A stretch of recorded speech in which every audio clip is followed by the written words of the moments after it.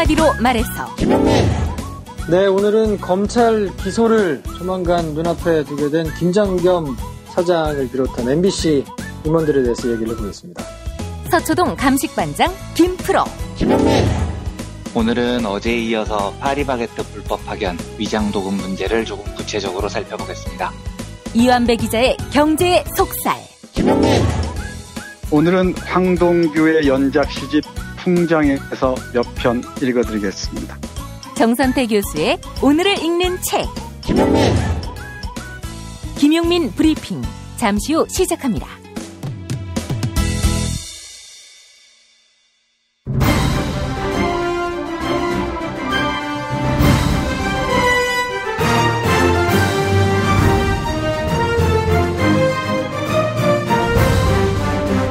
김용민 브리핑.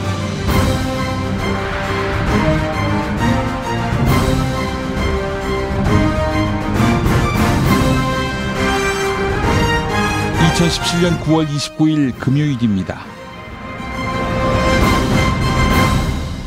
2011년 당시 저를 포함한 팟캐스트 나는 꼼수다의 멤버들을 사찰한 문건이 이명박 대통령에게 보고됐다, 이런 의혹이 제기됐습니다. 더불어민주당 적폐청산위원회가 공개한 문건이 그렇습니다. 국가가 세금 받아서 국민을 상대로 공작을 벌인다. 범인은 엄벌에 처해 가중 처벌해야 합니다. 패가망신을 시켜서 그 이름이 후대에 부끄러움이 되도록 해야 합니다. 아울러 그들과 한편 먹어 정치한 자들도 모두 퇴출해야 합니다. 국민을 배반한 정치, 국민을 기만한 정치는 두 번 다시 기회를 줄 여지가 없습니다. 앞으로 낙검수 관련 공작 사실이 규명되면 가장 단호하고 가장 가혹하게 법적 대응을 하겠습니다. 이것이 저희 말고 제2, 제3의 피해자를 막기 위해서입니다. 여러분의 많은 관심과 성원 당부합니다. 이와 관련한 주진우 기자와의 인터뷰가 2부에 있습니다. 김보영 아나운서 만나시죠.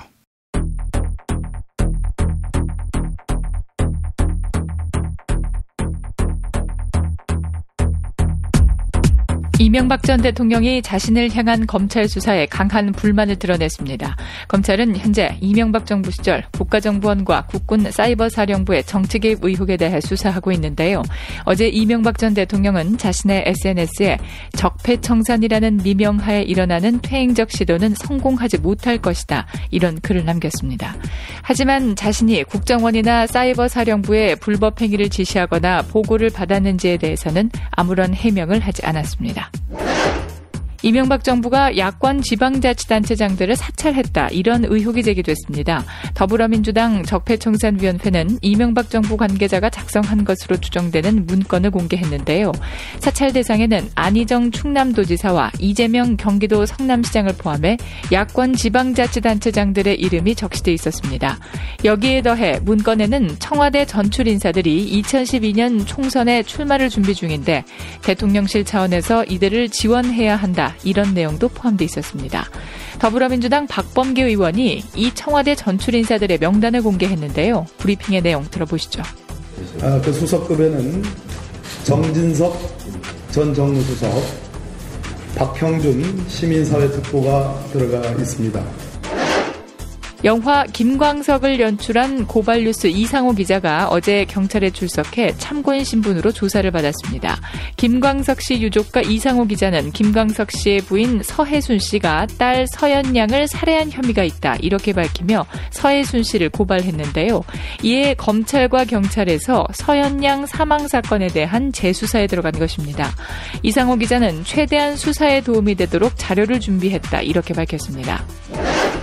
삼성전자 이재용 부회장에 대한 항소심 첫 재판이 어제 열렸는데요. 박영수 특별검사팀과 이재용 부회장 측이 언성을 높이며 공방을 벌였습니다. 삼성 측은 특검이 정유라를 보쌈해 증언대에 세웠다, 이렇게 주장했습니다. 지난 7월 정유라는 이재용 부회장의 재판에 돌연 증인으로 출석한 일이 있었기 때문입니다. 이에 특검 측은 보쌈 증언이라는 모욕적인 표현을 썼는데 굉장히 유감이다, 이렇게 항의했습니다. 특검과 삼성은 의견을 굽히지 않고 장시간 공방을 벌였고 결국 재판장이 그만하라라고 말하며 제지했습니다.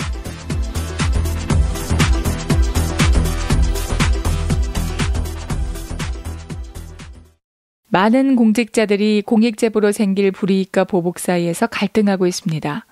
그들이 양심에 따라 행동하면 최대의 수혜자인 국민이 그들을 보호해야 합니다. 한 공익제보자의 이 말처럼 공익제보자에게 힘이 되어주는 것은 바로 시민의 응원입니다. 시민들이 보내는 응원과 격려는 그들의 삶을 지키는 큰 힘이 됩니다. 공익을 위한 선택이 후회로 남지 않도록 지금 아름다운 재단의 어쩌다 슈퍼맨 캠페인에 함께 참여 바랍니다. 어디선가 나타나서 생명을 구하고 정의를 지키는 영웅 슈퍼맨. 우리 주변에도 많은 슈퍼맨이 있습니다. 바로 공익제보자입니다. 어쩌다 슈퍼맨이 되어야만 했던 그들에게 세상은 따뜻하지 않았습니다. 수많은 생명을 살린 2명의 간호조무사는 권고사직을 당했고 장애인의 인권을 위해 싸운 선생님은 결국 사직했습니다. 어려움을 감내하고 있는 슈퍼맨들에게 이제 우리가 감사를 전해야 할 때입니다. 시민사회 지지 캠페인 어쩌다 슈퍼맨에 함께해주세요. 아름다운 재단. 중국 대륙에 휘몰아친 충격 정치 실화 13억분의 1의 남자. 아사히 중국 특파원이 목숨 걸고 취재한 시진핑 권력 승계의 비밀, 그 풀스토리 13억분의 1의 남자. 만년 지방관리가 어떻게 국가주석이 되었을까? 궁지에 몰린 장점인 시진핑에게 살려달라 전화를 건 이유는 보시라이와 저우융캉이 획책한 쿠데타, 그 실상은? 리얼 정치 활극을 직접 확인하세요. 13억분의 1의 남자. 도서출판 레드스톤. 요즘 하늘색이 참 예쁘죠? 우리가 힘을 모아 바른 소리를 외치니 하늘도 예뻐집니다. 이렇게 맑은 가을, 몸을 위한 좋은 습관 새싹당 콩차 한 잔 어떠세요? 추석 선물에도 부담 없는 새싹당 콩차 티백 2+1은 계속됩니다. 이제 인터넷에서 전창걸의 새싹당 콩차를 검색하세요. 전화 구매는 070-8635-1288 1288. 내 몸의 적폐청산 새싹당 콩차. 반지 벤지 반지 벤지 벤지 벤지 벤지 빠빤지 빠빤지 반지 벤지 반지 벤지 반지 벤지. 오빠 나랑 무슨 게임 할 거예요? 벤지 벤지 빠빤지 빤빤지. 오빠는 마법사 업데이트. 생활인을 위한 꿀팁. 집 2채에 월 10,000원 화재보험 카페. 화재 배상, 심지어 도난 피해까지. 여기에 더해 가전제품 고장 수리비까지. 우와, 우리 집 말고 부모님 집까지 2집에 월 10,000원이라고요? 식당, 노래방, 임용실 같은 상가와 숙박업소, 사무실, 공장, 창고, 목조주택까지 모든 업종의 화재보험과 배상 책임보험도 상담해드립니다. 02849-9730. 연중 무휴라 언제든 02849-9730. 서초동 감식반장 김프로.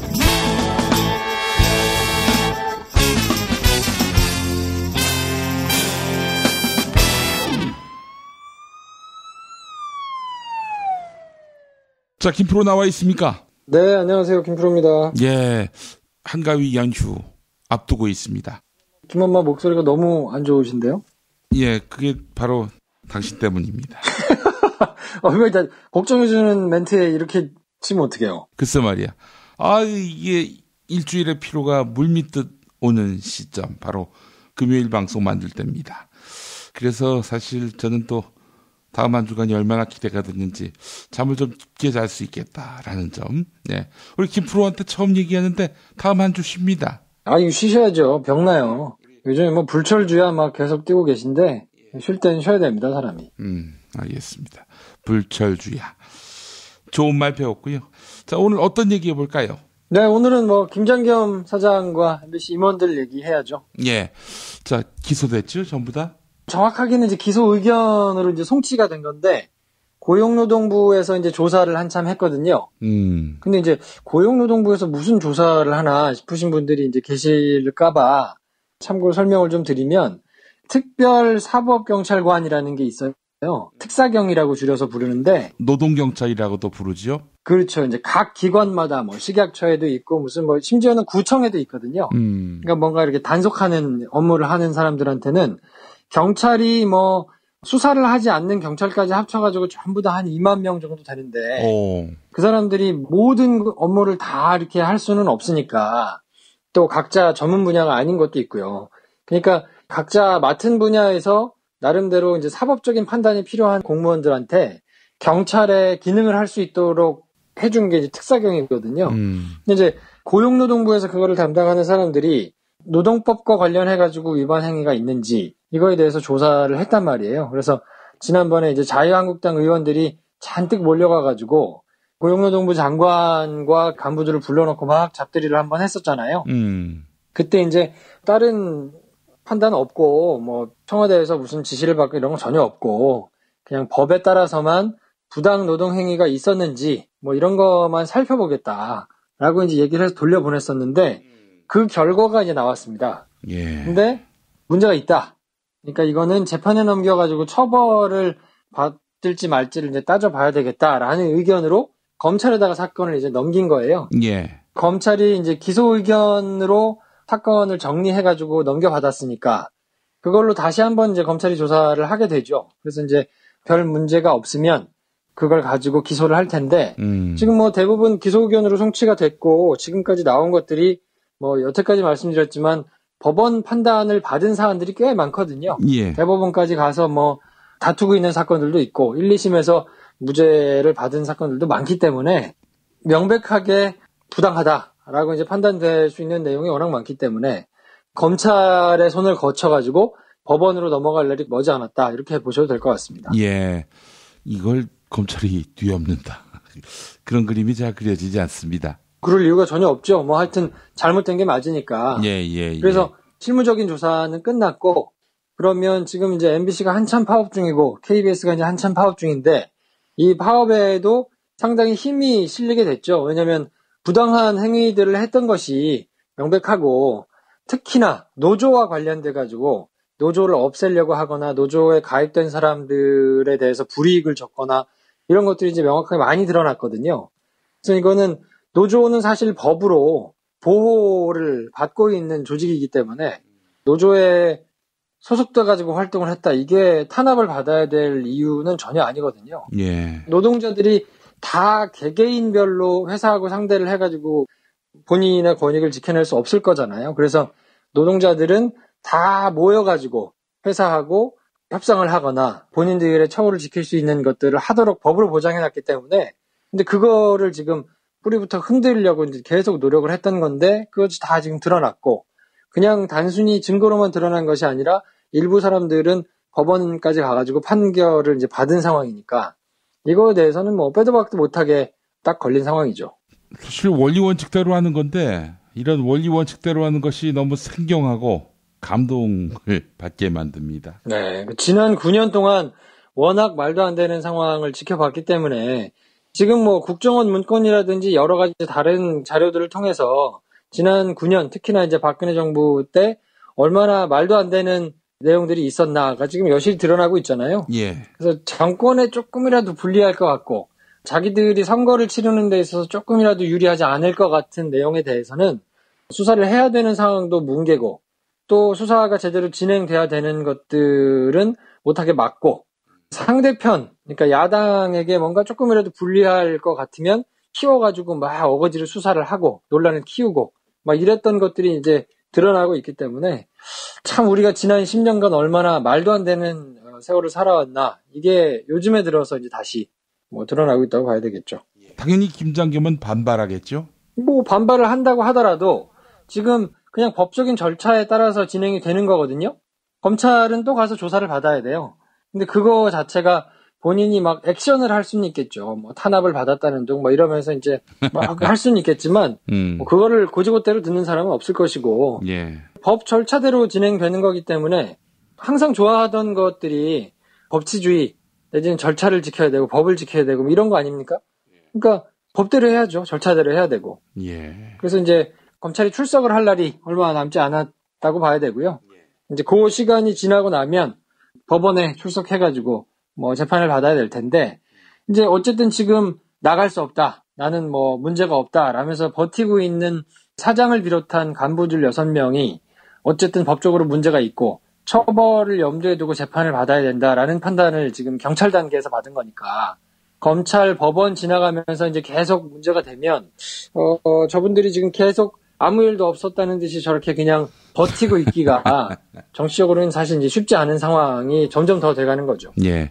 근데 이제 사실은 대법원의 확정 판결이 날 때까지는 무죄 추정 원칙을 적용해야 되는 거 아니겠습니까? 또 그들은 또 그걸 최대한 이용할 것이고요. 근데 대법원 판결 때까지 언론노조 MBC 본부 조합원들이 가만히 있어야 되는 건지 또 처벌을 받는다 한들 김장겸 씨가 사장직을 안 내놓으면은 이건 뭐 또 답이 없는 거 아닌가 이렇게 생각하는 분들이 있더라고요. 쉽게 얘기해서 이번 기소 의견이 김장겸의 거취를 결정하는 변수가 될 수 있는지 그게 의문입니다. 그게 이제 상식적인 경우라고 한다면 합리적이고 상식적인 사람이라고 하면 이 정도 되면 본인이 판단해가지고 용퇴를 하는 게 맞죠. 그리고 여태까지 우리가 이명박근혜 9년 말고 그 전에 뭐 DJ 노무현 정부를 거쳐오면서는 상당 부분의 공직자들이나 공기업 관련된 사람들이 그런 식으로 이제 해왔고요. 근데 그게 지난 10년을 거치면서 말도 안 되게 바뀌어왔거든요. 그냥 뭐 안면 몰수하고 얼굴에 철판 깔고 마음대로 해라. 뭐 정해져 있는 대로 하겠다라고 하는 거니까 사실 지금 MBC, KBS의 파업이라고 하면 정말 정색하고 그냥 자기들이 버틴다고 하면 방법은 사실 없어요. 그렇기 때문에 굉장히 MBC, KBS 내부 구성원들조차도 이건 긴 싸움일 수 있다. 우리가 굉장히 오랫동안 고생을 해야 될 수 있으니까 각오하고 하자라고 지금 각오를 한 상황이거든요. 예. 그렇기 때문에 기소 의견으로 경찰 단계에서 송치가 된 거기 때문에 이제 재판으로 넘어가는 검찰 단계가 한 번 더 남았고 거기서 재판을 해가지고 뭐 아무리 빨리 나온다 그래도 몇 개월이 걸려서 유죄 판결이 만약에 나온다고 하더라도 그 뒤로 2심, 3심까지 치자 그러면 하여튼 굉장히 오랜 기간이 남아있는데 정치적인 입지, 여론의 힘 뭐 이런 걸로 이제 본인들의 입지가 굉장히 줄어들기는 했지만 예. 본인들이 어쨌든 철판 깔고 끝까지 버티겠다고 하면 사실 몰아낼 수 있는 법적인 방법은 없기는 해서 그래서 더 많은 사람들이 관심을 가지고 더 많은 사람들이 뭔가 여론으로 이렇게 야 이거 말도 안 되잖아 그만해 라는 공감대가 형성이 좀 돼야 그래야 되는 지금 상황이기는 하고요. 지금 김장겸 사장을 비롯한 그 나머지 6명이 바라는 가장 큰 수는 뭐냐면 내가 정권의 정치보복, 탄압에 의해서 쫓겨났다. 그렇기 때문에 뭔가 내가 정치적으로 제기를 하고 싶다. 그래서 어쨌든 떨어지는 콩고물이라도 한번 받아 먹어보자. 이런 이제 속셈인데 그게 먹히지 않는 사회 분위기가 되는 게 사실은 가장 중요하다고 봐야 됩니다. 방법이 없다고 말씀하셨는데 방송통신위원회가 적극적으로 나서면 방법이 없는 것도 아닙니다. 방송통신위원회가 힘을 써서 MBC의 대주주인 방송문화진흥회 이사들을 갈아가지고 쫓아낼 사람 쫓아내고 그렇게 해서 새롭게 진영이 구축되면 그 이사진으로 그렇게 되면 이제 방송문화진흥회가 MBC의 대주주라고 말씀드렸죠. 사장 날릴 수 있는 거 아니겠습니까? 그렇게 함으로써 사태를 종료할 수 있는 방송통신위원회가 제 역할을 하면 이거 된다. 이런 얘기입니다. 네, 그러니까 시간 싸움이라고 보면 될 것 같아요. 그래서 이제 MBC, KBS 구성원들 자체도 예전에 뭐 여러 번 싸움을 했다가 다 이제 뻔뻔히 나가 떨어졌기 때문에 굉장히 조직 내부적으로 나름의 자괴감 이런 것들이 있었는데 지금은 이제 분위기가 조금 다르거든요. 끝이 정해진 싸움이다라고 이제 내부에서 판단들을 하는 것 같고 조금 시간이 걸리기는 하겠지만 어떤 모양새든 간에 지금 이 사람들이 버텨가지고 계속 그냥 갈 수는 없거든요. 그러니까 말씀하신 대로 지금까지 천지하에 드러난 불법 행위나 여러 가지 부당한 거를 따지자고 하면 지금 당장이라도 그만둬야 되는 게 맞는데 그 사람들이 워낙 고집을 부리고 말도 안 되는 억지를 쓰면서 지금 있는 건데 그거를 강제력과 물리력을 동원해가지고 쫓아내지 않겠다라는 의지 때문에 사실은 굉장히 번거롭게 이렇게 길게 가는 거거든요. 근데 뭐 그것이 민주주의 국가가 가진 절차 그리고 모든 것을 이제 절차에 따라서 하는 뭐 이런 번거로운 이런 거를 감수하는 거니까 그거는 뭐 일정 부분 어쩔 수 없다고 보고 MBC, KBS 구성원들이 끝까지 지치지 않고 계속해서 버틸 수 있도록 많은 분들이 좀 힘이 돼주시고 그래서 뭐 이렇게 돌마고 파티라든지 내지는 뭐 페이스북이나 SNS를 통해 가지고 뭐 파업 상황을 알리는 이런 것들에 좀 적극적으로 반응을 해주시는 게 그나마 좀 말씀하신 그런 것들을 좀 앞당길 수 있는 그래서 MBC와 KBS 공영방송들이 좀 정상화되는 날이 좀 빨리 오도록 하는데 최선이 아닌가 싶습니다. 어떻게 뉴스를 놓고 할 생각을 합니까? 그러니까 정말 뭐 듣다 이런 경우는 제가 처음 들어보는데 상상할 수 없는 초식을 지금 그만큼 이제 후달린다는 얘기겠죠. 그냥 뉴스를 한 20분짜리 뉴스도 만들 수 없을 정도로 쪼그라져 있다는 거니까 좀 서글픈 얘기입니다만 MBC 뉴스 안 본다고 불편함을 느끼는 사람이 별로 없잖아요. 예. 그러니까 뭐 끝까지 마무리를 잘 해가지고 이길 수 있도록 많은 분들이 좀 관심을 가져주셨으면 좋겠습니다. 예, 알겠습니다. 자, 김프로, 한가위 연휴 때는 어떻게 지냅니까? 저는 이제, 가정에 좀 충실하게, 제가 이제 평소에는 팟캐스트 뭐 녹음하고 편집하고 하느라고 좀 뭐 정신이 좀 없는데, 김프로 쇼도 평소 패턴과는 조금 다르게 이제 편성을 좀 했거든요. 그래서 한가위만큼은 좀 여유 있게 쉬면서 좀 보내고 싶습니다. 예, 알겠습니다. 우리 김프로 더 충전하셔서 우리 다음 주에 또 뵙도록 하겠습니다. 네, 아무튼 잘 쉬시고 원기 회복 잘 하셔가지고 조금 더 세게 밟아주세요. 추석이 지난 다음에. 너무 무뎌지니까 예. 여기 밟히는 입장에서 좀 안쓰럽네. 아니 우리 김프로가 스스로 성찰하기를 바랄 뿐인데 이게 뭐 별로 개전의 정이 보이지 않아가지고 그래서 제가 무기력증에 지금 시달리고 있습니다. 예. 밟을 때 제대로 밟았는데 개전의 정이 없단 말이죠. 더 밟아 뭐하나 이런 생각도 들고. 예. 자, 아무튼 뭐 한가위 잘 보내시고 저도 원기 충전해가지고 한가위 지나고 뵙겠습니다. 네, 알겠습니다. 김프로 고생 많으셨고 우리 다음 주에 뵙겠습니다. 고맙습니다. 네, 다음 주에 뵙겠습니다.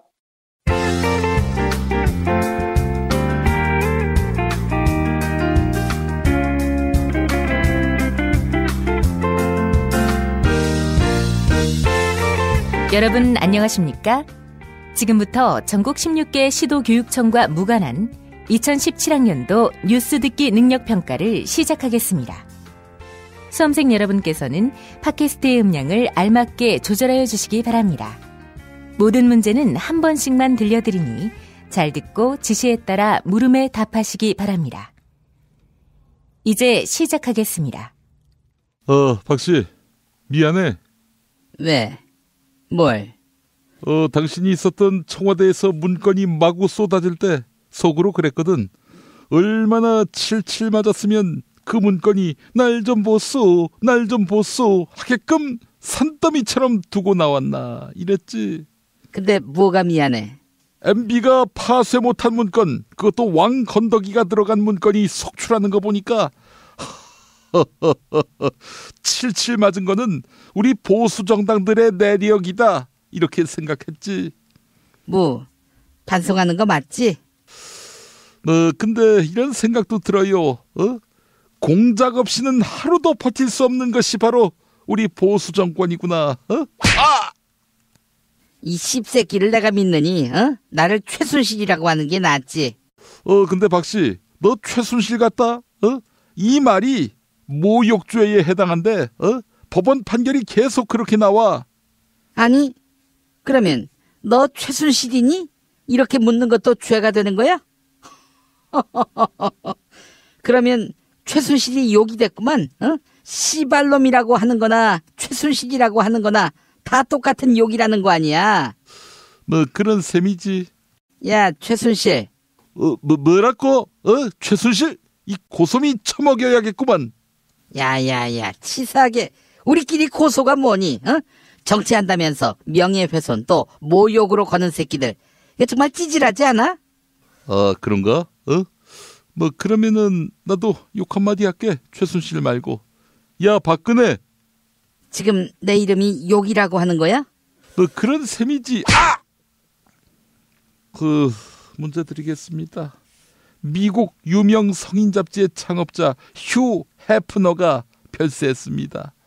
향년 91세. 이 사람이 만든 잡지 이름은 무엇일까요? 박씨 아나? 알지. 1번 썬데이 서울, 2번 맥심, 3번 플레이보이, 4번 핫윈드, 5번 월간 좆선.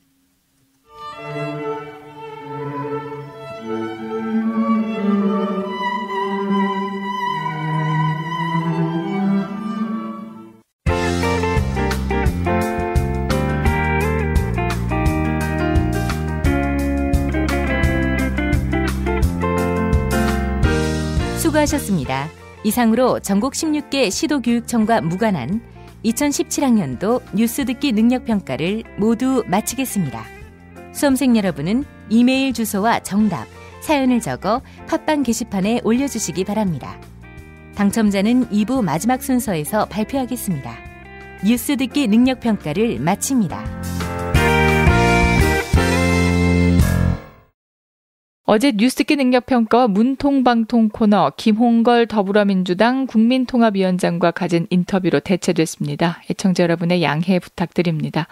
김용민 브리핑 뉴스듣기 능력평가 문통방통 상품 소개해드립니다. 당첨자 두 분에게는 도서출판 이김에서 협찬하는 김용민 PD의 신간 보수를 지켜라 선물해드립니다. 김용민 PD 사인이 담긴 책으로 보내드립니다. 다른 당첨자에게는 술친굼 한 박스 선물해드립니다. 포털 사이트에서 술친굼을 찾아주세요. 금요일 정답자 가운데 한 분에게는 남도 먹거리에서 협찬하는 식품 꾸러미 상품 선물해드립니다. 인터넷 주소창에 남도먹거리.kr을 입력해주세요. 금요일 정답자 가운데 다른 한 분에게는 골반 보정 속옷 바디로직 리포머 팬츠 보내드립니다. 포털 사이트에서 바디로직을 찾아주시면 되겠습니다. 금요일 정답자 가운데 다른 한 분에게는 머문빌리지 이용권 격주로 선물해드립니다. 총 3,000평의 대지와 건물 2동을 오직 한 팀에게만 서비스합니다. 애청자 여러분의 성원에 힘입어 일요일과 평일에 가격을 대폭 낮춘 머문빌리지 할인 행사 진행하고 있습니다. 포털 사이트에서 머문빌리지를 검색해주세요. 문통방통 끝말잇기 당첨자께는 별을 따다 구운 과자 롤카스테라 드립니다. 주문 전화 033-646-2668, 인터넷 주문은 bakingfarmer.co.kr입니다. 김용민 브리핑 뉴스듣기 능력평가, 오늘도 많은 참여 바랍니다. 어머님, 아버님, 오래오래 건강하세요. 개업 축하합니다. 온세다 잠드소서. 결혼을 축하합니다. 형부, 우리 언니 반품은 안 됩니다. 차장 승진하신 주과장님, 주차장 되신 거 축하해요. 우리 같이 산 게 벌써 7년이나 됐네. 썩 짜릿했던 시간이었어. 태어나서 처음으로 여자에게 보내는 꽃이야. 너랑 닮은 꽃. 생일 축하해. 사랑과 축하, 위로가 있는 곳에 좋은 사람과 플라워. 1566-0263 1566-0263입니다. 아, 여보, 우리 입맛도 없는데 시원한 국수 한 그릇 어때? 아빠, 밀가루 음식 먹으면 속 쓰려. 알았어, 내가 남도 먹거리 쇼핑몰에서 한 방에 해결하지. 남도 먹거리 쇼핑몰의 국민건강 프로젝트. 100% 오리쌀로 만든 현미 쌀국수와 현미 누룽지로 가족의 건강을 책임집니다. 남도 먹거리의 다양한 꾸러미 상품을 만나보세요. 포털 검색창에 남도 먹거리를 검색하시거나 주문 전화 1544-1669, 1544-1669로 전화주세요. 한글도 남보다 빨리 깨치고 참 똑똑했는데 갈수록 실력이 뒤처지는 것 같아 걱정이에요. 혹시 초등학교 교과서 본 적 있어요? 어려운 어휘가 너무 많아요. 학교에서는 어휘 개념을 하나하나 설명해줄 시간이 정말 부족하잖아요. 그럼 어떡하죠? 내 아이의 어휘만큼은 내가 책임져야죠. 어휘 공부의 정석. 초등어휘 3,000, 초등어휘 5,000. 검색창에 초등어휘 3,000을 쳐보세요. 야, 너 홍어 판다 그랬지? 팔지. 근데 홍어가 진짜 그렇게 몸에 좋아? 아니, 끝내준다니까. 우리 엄마 관절염인데? 홍어. 나 숙취는? 홍어. 마누라 다이어트는? 홍어. 큰이모 변비? 홍어. 작은 형 소화불량은? 홍어. 여동생 피부? 홍어. 큰 누나 주름? 홍어. 명절 때 선물은? 홍어라니까. 근데 비싸지? 별나 싸고 열나 맛있는 홍어가 있다니까. 어디? 알싸한 홍어. 1599-6456.com 혹은 1599-6456 전화 주문도 가능합니다.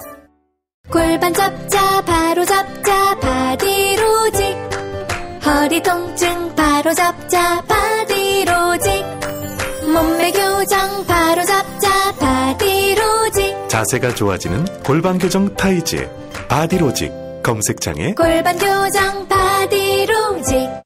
삐딱한 남성 골반 허리에도 역시 바디로직입니다. 바디로직의 효과를 못 느끼셨다면 100% 환불해드립니다. 자세한 환불 조건은 홈페이지를 참조하세요.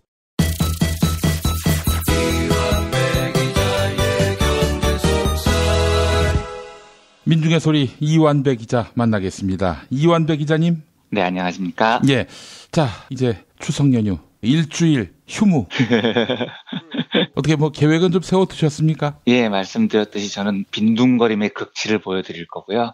아무 일도 하지 않을 겁니다. 그래서 빈둥빈둥 노닥노닥 뭐 이렇게 지낼 겁니다. 사실 저는 이 방송을 시작한 지가 이제 1년 9개월이 됐는데, 아이고, 예. 이 방송이 너무너무나 행복하고, 또 김용민 PD님하고 방송하는 것도 좋고, 청취자분들 만나는 것도 너무 행복해서, 제 인생에 이 방송을 하는 게 제일 큰 행운이라고 생각을 하는 사람이에요. 아, 정말입니다. 예. 그런데 막상 일주일을 쉰다고 생각을 하니까, 일주일을 쉬는 게 더 좋더라고요. 그래서 아무리 방송을 하는 게 행복해도 쉬는 것만큼 더 좋은 게 없다는 사실을 깨닫고 있습니다. 예, 그렇습니다. 제대로 쉴 수 있어야 또 그것도 능력이 있는 겁니다, 이게. 예. 네. 저는 무능합니다, 그런 의미. 아, 무슨 말씀이십니까? 아니, 그렇게 리시브 하시면 제가 뭐가 됩니까? 그런가요? 네. 알겠습니다. 예. 자, 오늘 이완배 기자님, 어제 이어서 오늘도 파리바게뜨 얘기죠? 네, 파리바게뜨 불법 파견 문제를 어제에 이어서 구체적으로 살펴보는 시간을 가져보려고 합니다. 어제에 이어서 똑같이 죄송스러운 이야기인데요. 역시 달라지는 건 없습니다. 이게 공부가 좀 필요한 영역이어서 조금은 어렵고 수업 듣는 기분이 드실 수 있을 겁니다. 특히 위장도급, 불법 파견 이렇게 불리는 영역은 상당히 복잡해서 이해가 좀 쉽지 않기는 합니다. 예. 우리가 위장도급 혹은 불법 파견을 정확히 이해하기 위해서는요, 파견하고 도급이라는 두 용어의 차이를 알아야 됩니다. 이게 벌써 어렵죠. 이제 큰일 났습니다. 그런데 도급은 일을 완성해달라라고 요구를 하고요. 그 대가로 돈을 주는 겁니다. 예를 들면 김용민 브리핑을 제작하시는 김용민 PD님이 너무 바쁜 거예요. 그래서 김프로라는 방송 전문 제작자한테 도급을 줍니다. 야, 내가 한 달에 1,000만 원을 줄 테니까 네가 김용민 브리핑을 완성해서 테이프로 가져와 라고 하는 계약이 바로 도급이라고 말합니다. 아니, 뭐 김프로한테 1,000만 원씩이나 줘요? 그러면 500으로 할까요? 다시 편집하고 다시 할까요? 뭐 예니까. 예, 네, 예. 네. 네, 여기서 잠깐 그 예라고 말씀을 하셔서 한 가지만 해명을 드리면, 이렇게 예를 들 때 제가 김프로나 김 PD님을 자주 드는 이유는 감히 이런 예를 들 때 제가 마음의 스승으로 생각하는 정선태 교수님을 감히 들먹일 수가 없어서 그런 겁니다. 예. 이게 40대 출연자들끼리 교수님을 멀리한다는 말씀은 부디 오해에서 나온 말씀이시니까 제 마음의 스승이신 교수님께서 이 발언을 제고해 주시기를 간곡히 청합니다. 아, 우리 정선태 교수님이 굉장히 그 속이 좁은 분이라 그런 말씀을 매기는 걸로 할 거예요. 아마 그런 말씀 아예 안 하시는 게 좋습니다. 초반부 덜어내고 다시 할까요? 리시브를 그렇게 하시면 제가 뭐가 됩니까? 예. 큰일 났네 진짜. 네. 그러면 이제 도급과 비교해서 파견은 뭐냐? 이거는요, 김용민 PD님이 똑같이 너무 바빠요. 그래서 이거를 도와줄 사람이 필요한 겁니다. 노동자를 고용해야 되겠는데 노동자들을 직접 고용하면 노조도 만들고 귀찮을 것 같아요. 그런데 이때 주변을 살펴보니까 이완배라는 인력 공급업자가 있었던 거예요. 예. 그래서 이제 이완배한테 이야기를 해요. 야, 노동자 2명만 보내봐. 엔지니어 1명하고 작가 1명하고 2명만 파견해봐. 이렇게 얘기를 하는 겁니다. 요걸 파견이라고 얘기를 해요. 이 차이가 이해가 돼야 됩니다. 도급은 돈을 주고 김프로한테 제작을 통째로 맡기는 거예요. 반면에 파견은 프로그램을 만드는 건 여전히 김 PD님이십니다. 다만 노동하는 노동력만 이완배라는 인력 제공업체한테 제공을 받는 거죠. 여기에서 핵심 차이는 어떤 거냐면 도급을 맡기면 제작을 김프로에게 아예 맡기는 거고 파견 노동자를 쓰면 제작을 김용민 PD님이 하는 겁니다. 이게 왜 중요하냐면 이 두 형태는 노동자들을 누가 통제하느냐의 차이로 이어지기 때문입니다. 예를 들면 도급이라면은요. 노동자들을 누가 통제할까요? 김용민의 브리핑이라는 프로그램을 만들면서요. 이 통제하는 사람은 김프로가 됩니다. 왜냐하면 프로그램의 제작 권한을 김프로가 통째로 받아왔거든요. 그러니까 제작 지휘도 김프로가 하고 노동자들 통제도 도급업체 사장인 김프로가 하는 겁니다. 근데 반면에 파견이면 노동자들을 누가 통제하느냐. 이때는 인력을 제공한 이완배라는 사람이 통제를 하는 게 아니고요. 김용민 PD님이 직접 통제를 합니다. 왜냐하면 프로그램 제작 권한은 여전히 김용민 PD님께 있으니까요. 그래서 비록 파견 나온 노동자들의 소속이 파견업체에 있지만 그 노동자들을 통제하는 권한은 용민 PD님이 갖는 겁니다.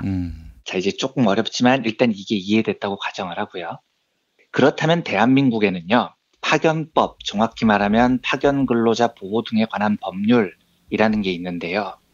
이 법을 어떻게 규정을 하냐면 아무 업종이나 다 파견을 허용해주지 않습니다. 왜냐하면 이 모든 업종에서 만약에 파견을 허용하면 어제 말씀드렸듯이 자본은 그게 경제적으로 크게 이익이 안 되더라도요. 근본적으로 노조 만들고 이런 꼴을 보기 싫기 때문에 필요한 노동력을 다 파견으로 대체를 하려고 해요. 그래서 법으로 파견을 할 수 있는 업종을 딱 제한을 해놓지 않으면 자본은 그냥 모든 노동자들을 파견으로 쓸 겁니다. 이런 자본가들의 횡포를 견제하기 위해서 일종의 장치를 만들어 놓은 겁니다. 업종을 제한을 해놨어요. 이 제한된 업종이 32개입니다. 타자, 전화 외판, 운전, 수금, 건물 청소, 번역, 재무, 컴퓨터 등등 주로 서비스 업종에 포함이 된 32개 업종에서만 파견이 가능한 겁니다.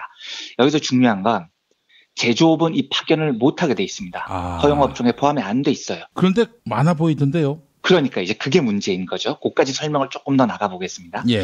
근데 원론적으로 만약에 제조업도 파견을 가능하게 정해놓으면 난리가 났겠죠. 현대자동차, 현대중공업 노동자들을 다 파견으로 처리할 겁니다. 직접 고용 한 명도 없어져요.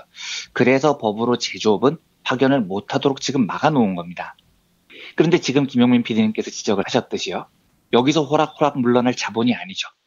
법망의 빈 구석을 파고 들어서라도 자본은 정규직 노동자보다도 파견 형태로 노동자를 쓰려고 합니다. 이래서 어떻게 하느냐. 사내 하청이라는 묘한 형태를 만들어내요. 그러니까 계약은 어차피 파견이 안 돼 있으니까 도급으로 맺어요. 이제 도급은 어떻게 아까 말씀드렸듯이 당신들 책임하에 다 만들어 와 이런 겁니다. 그런데 계약은 그렇게 맺어놓고요. 도급업체의 노동자들을 공장 안으로 끌어들입니다. 그리고 직접 본사가 관리를 해요. 야 이거 해, 저거 해 이런 식으로요. 이게 불법이라는 겁니다. 왜냐하면 제조업은 파견을 하면 안 되기 때문입니다. 도급을 해야 돼요. 그리고 아까 말씀드렸듯이 도급으로 계약을 맺으면 노동자들을 관리하는 건 도급업체가 돼야 됩니다. 본사가 관리를 할 수가 없어요. 그런데 얘네들은 교묘하게 도급으로 계약을 맺고 노동자들을 공장으로 끌어올린 다음에 다 자기들이 지시를 합니다. 이게 바로 불법 파견 사내하청이라는 겁니다. 이게 지금 여러 건이 재판에 지금 걸려 있습니다. 현대자동차, 현대중공업 이런 애들이 다 이런 짓을 지금까지 해온 거죠.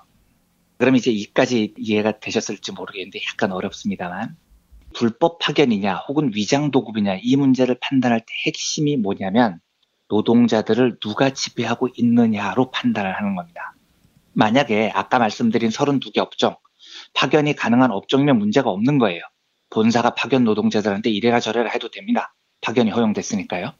반면에 파견이 가능한 업종이 아니면 제조업같이 그래서 도급으로 계약을 했다면 절대로 본사가 파견 노동자들한테 이래라 저래라 해서는 안 돼요.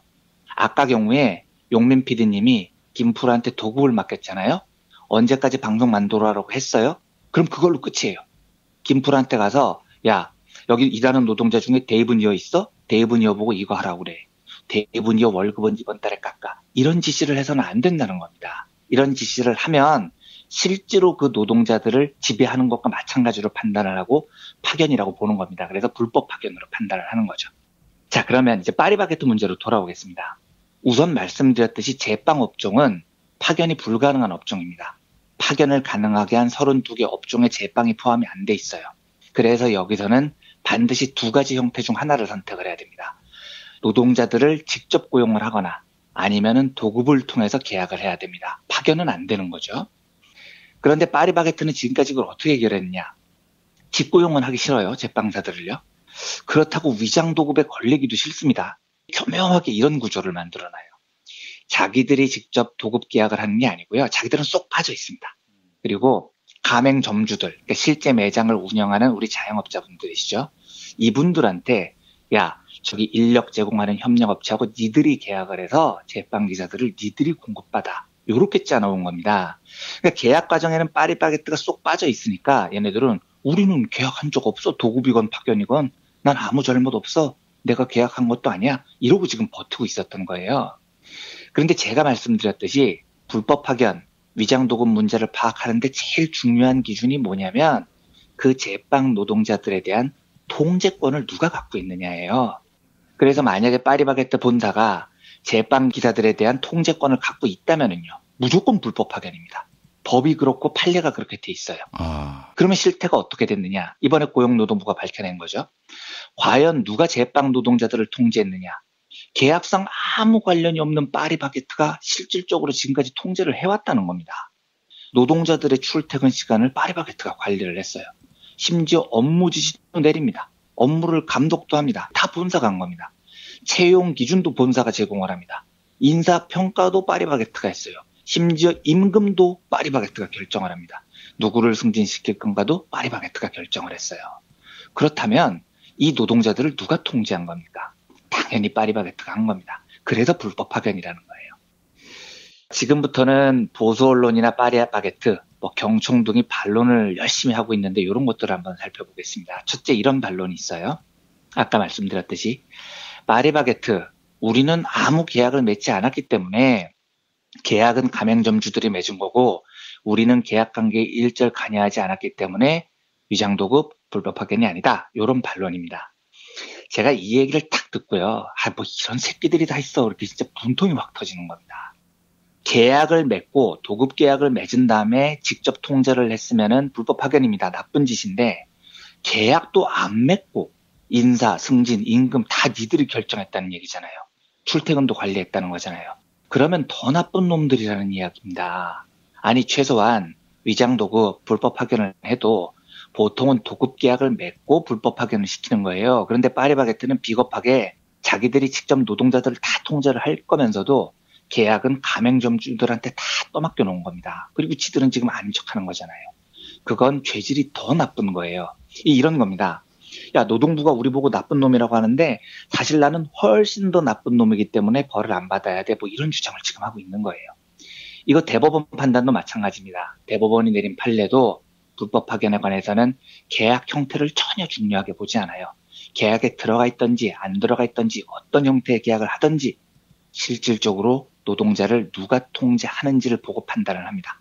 그래서 파리바게뜨 니들이 우리는 계약서를 쓰지 않았다. 그래서 불법 파견이 아니다. 라고 주장을 하는 건 헛소리라는 겁니다. 어차피 대법원 판결 가면 다 깨지게 돼 있습니다. 두 번째 반론. 파리바게뜨 본사가 승진이나 임금 뭐 이런 게 결정에 관여하지 않았고 우리는 참고 자료만 건네줬다. 지금 이런 반론이 있어요. 진짜 전형적인 헛소리입니다. 그게 참고 자료였다고요? 강제성이 없다고요? 그게 지금 걔들 주장이잖아요.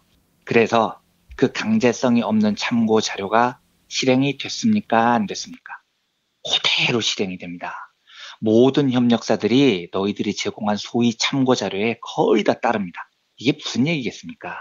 참고 자료가 아니라는 얘기죠. 강제 자료라는 얘기입니다. 그 인력 제공을 하는 협력사들이 모두 11곳인데 이곳들 사장님이 다 누구냐면요. 대부분 파리바게뜨 임원 출신들입니다. 제가 어제 말씀드린 도로공사 퇴직 임원들이 톨게이트 노동자 인력 공급업체 사장이 되는 거하고 똑같은 겁니다. 그리고 이 회사들은 대부분 파리바게뜨의 인력을 공급하는 게 매출의 거의 유일한 매출이에요. 그러니까 파리바게뜨와의 계약은 목숨을 건 문제입니다. 이 협력업체들은요. 그런데 그런 회사들한테 파리바게뜨가 참고하세요 하고 참고 자료를 합시고 노동자들 월급은 얼마 주고 뽑을 땐 이런 사람 뽑고 이런 자료를 줬어요. 그러면 협력사들이 그 참고 자료를 거부를 할 수가 있겠습니까? 예? 그러니까 제가 이런 일이 있을 때마다 참고 자료였다, 참고하라고 줬다 이런 개소리들 하는 놈들 보면 진짜 양심을 어디다 팔았나 싶습니다. 파리바게트 니들이 울트라 갑이고요. 니들이 참고 자료랍시고 내려보내면 그게 협력사들한테는 어길 수 없는 법이 됩니다. 협력업체 11곳 중에 니들이 보낸 그 참고 자료 참고만 하고 안 따른 회사 몇 곳 있는지 까보세요. 없잖아요. 예, 그런 겁니다. 그게 바로 참고 자료가 아니고 명령이고 통제라는 겁니다. 예. 셋째로 협력사 사장들이 파리바게트 퇴직 임원이지만 전부 다 제빵사 출신들이고 10년 이상 독립적으로 운영을 해왔으므로 위장도급이 아니다라고 파리바게트가 반론을 하고 있어요. 예. 진짜 놀고 있는 거죠. 그러니까 10년 이상 독립적인 경영을 해왔대요. 아니 그 회사들 대부분이 10년 동안 파리바게트 한 곳하고만 계약을 해왔습니다. 예? 그게 독립인가요? 그건 독립이 아니고요. 니들이 10년 동안 퇴직 임원들하고 짝짝꿍해서 위장도급으로 10년 동안 노동자들을 등쳐먹었다는 증거입니다. 10년 독립경영 같은 소리하고 자빠져 있는 거죠. 보수 언론에서는 이런 얘기들을 합니다. 프랜차이즈 시스템이 무너진다. 다 망한다. 하태경 의원도 이런 주장을 하죠. 절대 안 망합니다. 제가 아까 말씀드렸듯이 직고용하면 퇴직 임원 출신들, 협력업체 사장님이라는 분들이요. 그분들이 운영하는 회사 비용 다 절감할 수 있어요. 사장님들한테 주는 임금도 다 절감할 수 있습니다. 그 비용만 줄여도 실제로 본사가 직고용하면서 더 드는 비용은 얼마 차이 안 나요. 제가 어제도 말씀드렸지만요. 게다가 파리바게트 1년 영업이익이 600억 원이 넘습니다. 이번 5,000명 직고용으로 드는 추가 비용 많이 잡아도 200억 정도일 겁니다. 당연히 감당할 수 있어요. 그런데 파리바게트는 최근 6년 동안 주주들에게 배당만 381억 원을 줬습니다. 이 회사는 비상장 기업이어서 소액 주주가 아예 없어요. 그럼 배당금 381억 원은 전부 누구한테 갔느냐? 전부 오너 일가들이 챙겨간 돈입니다. 아니 불법 파견 위장도급으로 번 돈을 오너가 배당금으로 가져가는 건 정상이에요? 당장 배당 없애고요. 배당금 토해내십시오. 그리고 직고용시키고 월급 제대로 주세요. 장담하는데 그래도 절대 안 망합니다. 제가 이제 이틀에 걸쳐서 고용유연화 파리바게트 이슈를 좀 길게 다뤘는데요. 좀 복잡하지만 이게 공부가 좀 필요한 영역이어서 제가 이제 편안한 명절 연휴를 앞두고 무리해서 이 이야기를 좀 끌고 왔습니다. 양해해 주셨으면 좋겠습니다. 그리고 마무리하면서요. 한 가지만 더 말씀을 드려도 괜찮을까요? 예. 네.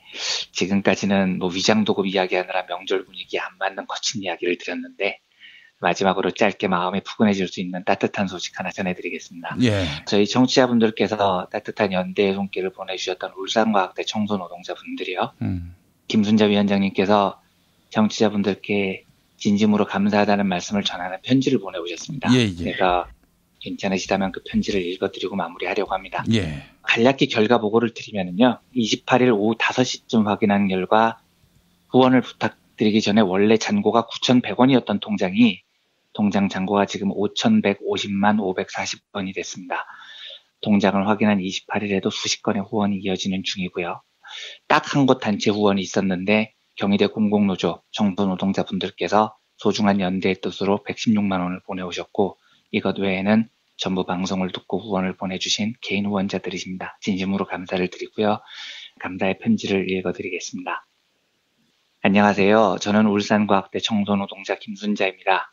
김용민 브리핑 청취자분들께 어떻게 인사를 드려야 할지 가슴이 먹먹합니다. 솔직히 통장 내역을 보면서 조합원들과 울기만 했습니다. 고맙고 미안하고 힘론하고 만감이 교차했습니다. 또한 응원의 메시지 힘내세요. 미안합니다. 고맙습니다. 응원합니다. 완배가 시켜서 울기도 하고 웃기도 했습니다. 요거는 설명을 드리자면 뭐냐면 발신자 통장 표시 내역에 어떤 한 분이 완배가 시켜서 이렇게 적어서 보내신 분이 있대요. 그래서 이거 가지고 청소노동자분들께서 많이 웃으셨다고 합니다. 지금껏 투쟁하면서 이렇게 많은 분들께 관심과 사랑을 받을 만큼 투쟁을 했나? 그래도 우리 투쟁이 외로운 투쟁이 아니고 모든 분들과 함께하는 투쟁이구나 싶어 힘도납니다. 우리의 투쟁이 너무 길고 주위의 연대 동지들에게 혹 짐이 되지 않을까 부담스럽기도 했습니다. 그러나 다시 한번 힘내어 끝까지 이길 때까지 해보려고 합니다. 우리 조합원들도 당당하게 복직하여 이 사회에 어려운 분들이 있으면 정치자분들에게 받았던 사랑 베풀며 살아보겠다고 다짐도 해봅니다. 오늘 울산 중구에 사시는 한 청취자분이 배에 2상자를 들고 현장을 방문해 주셨습니다. 김용민 브리핑 청취자의 첫 방문이었습니다. 너무 재미있는 농담과 함께 고맙고 감동이었습니다. 2007년 청소노동자가 노조했다는 이유로 근로기준법 지켜라 요구했다는 이유로 밥 달라 외쳤다는 이유로 집단해고 당한 일이 있었습니다. 그래서 우리는 억울해서 못 간다 했더니 폭력으로 우리를 끌어냈습니다. 그 과정에서 우리 모두 옷을 벗고 있는데도 치욕 쪽으로 끌려 나왔습니다. 결국 우리는 집단해고 투쟁을 온몸으로 막아내고 고용 합의서까지 작성하고 원직 복귀했습니다.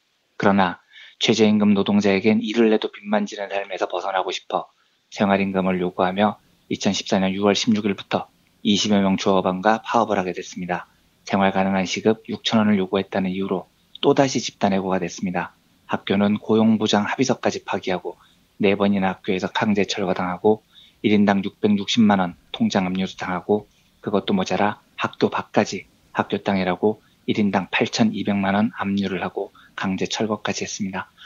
우리의 소박한 요구를 집단해고도 모자라 1억 가까운 압류와 업무방해 벌금과 실형까지 선고하는 사법부가 원망스럽습니다. 가장 낮은 곳에서 일하는 청소노동자의 삶이 사회적으로 방치되고 무시되지만 우린 너무 정당하고 잘못한 게 없기 때문에 승리에 대한 믿음으로 버티고 있습니다. 개인적으로 1200일 동안 이 나라에 법이 존재하는지 특히 사회적 약자에게는 법과 정의는 없다고 생각합니다. 비정규직이라는 이유로 헌법에 보장된 파업도 현장에서 못하고 끌려나오고 파견업체의 원청은 뒤에서 조종하고 법원은 힘있는 원청편에 서 있습니다. 너무 억울해 할 말이 많지만 몇 가지 사례를 소개하고자 합니다.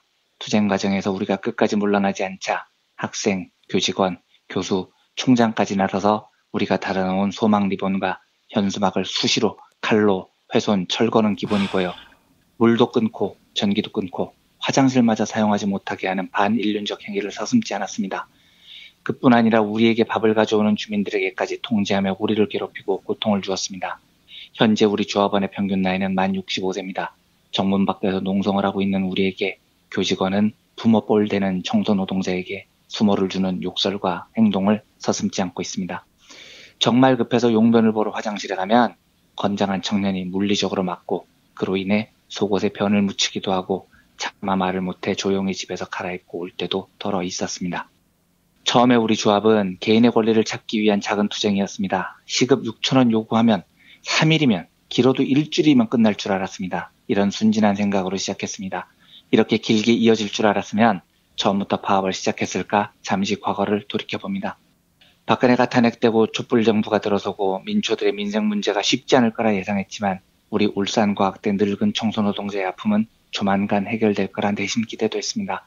학문을 가르치는 대학에서 가장 낮은 곳에서 일하는 청소노동자가 시급 6,000원 요구한 평균 나이 만 65세 늙은 노동자가 도대체 뭘 잘못했는지 아무리 생각해도 억울함과 분노가 앞섭니다. 이 투쟁은 한 개인의 투쟁이 아닙니다. 전국 비정규직과 청소노동자의 투쟁을 최선봉에서 싸운다는 각오로 해보려고 합니다. 1200일 동안 투쟁하면서 포기하지 못하는 이유 중 하나는 우리는 살 날보다 죽을 날이 가깝습니다. 우리 자식, 우리 손주에게 좀 더 좋은 세상을 만드는데 조그만 보탬이 되었으면 합니다. 우리는 아직 세상을 잘 모릅니다. 그러나 우리가 너무 정당하고 억울해서라도 이건 아니다라며 끝까지 해보자고 매일 약속하고 다짐합니다. 김용민 브리핑 청취자분들께 밤새도록 며칠을 이야기해도 할 말이 끝이 없습니다. 고맙다는 인사도 어떻게 해야 할지 말로 하기에 너무나 과분합니다. 우리에게 너무나 많은 사랑과 관심으로 지금 투쟁 중에 너무나 행복합니다. 꼭 승리로 보답하겠습니다. 더 이상 고맙다고 울고만 있지 않을 것입니다. 정치자 여러분과 함께하니 힘이 납니다. 그리고 김용민 브리핑 관계자분들께도 고맙다는 인사를 드립니다. 다시는 울지 않고 끝까지 투쟁하여 승리로 보답하겠습니다. 승리하는 그날까지 지켜봐 주십시오. 고맙습니다.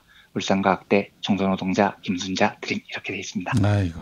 이 일을 중간에서 도와주신 제가 40세 현대중공업 노동자분이라고 하셨던 분이 이제 양해를 얻고 이름을 말씀드립니다. 이유준이라는 분입니다. 용접 노동자이신데요. 이분이 이 편지를 전해오시면서 이렇게 저한테 말씀을 하셨습니다. 몇 년 만에 처음으로 이분들이 소박하지만 명절을 날 수 있게 됐습니다. 이분들에게 명절을 선물해 주신 정치자분들께 진심으로 감사하다는 말씀을 그 이유준 동지가 전해오셨습니다. 저도 정치자분들께 진심을 다해서 고개 숙여 감사드립니다. 어떤 분은 100만 원을 보내셨다고 하고 어떤 분은 1,000원을 보내셨다고도 합니다. 하지만 액수에 상관없이 여러분들이 보내드린 그 메시지는 사회의 가장 약한 분들을 향한 따뜻한 연대의 손길이었고요. 저는 그게 새로운 세상을 만드는 희망이었다고 생각을 합니다. 이런 소중한 희망을 전해주신 청취자분들께, 정소노동자분들께, 추석 명절을 선물해 주신 여러분들께 진짜 진심으로 감사하다는 말씀을 다시 한번 드립니다. 예. 저도 우리 애청자 여러분들께 진심으로 감사 말씀드리면서 최고의 추석 선물이에요. 돈을 보낸 분들이나 받는 분들이나 우리가 함께 연대하고 있다는 거, 이런 감동을 나누는 것이 큰 선물 아니겠습니까? 네. 알겠습니다. 이완배 기자님, 한 주 동안 건강히 지내시고 우리 다다음 주에 또 뵙도록 하겠습니다. 네, 명절들 잘 보내시고요. 명절 이후에 뵙겠습니다. 감사합니다.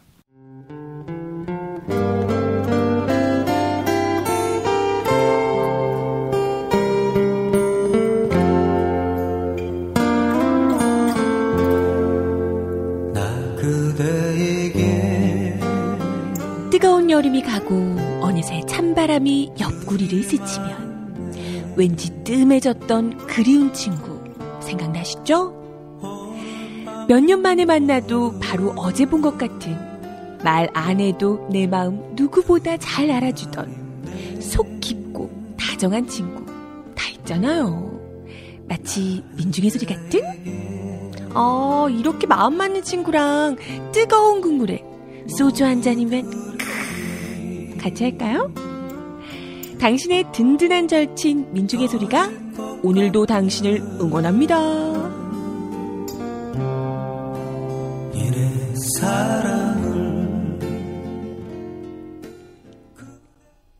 민중의 소리 후원 전화 1661-0451 1661-0451 민중의 소리.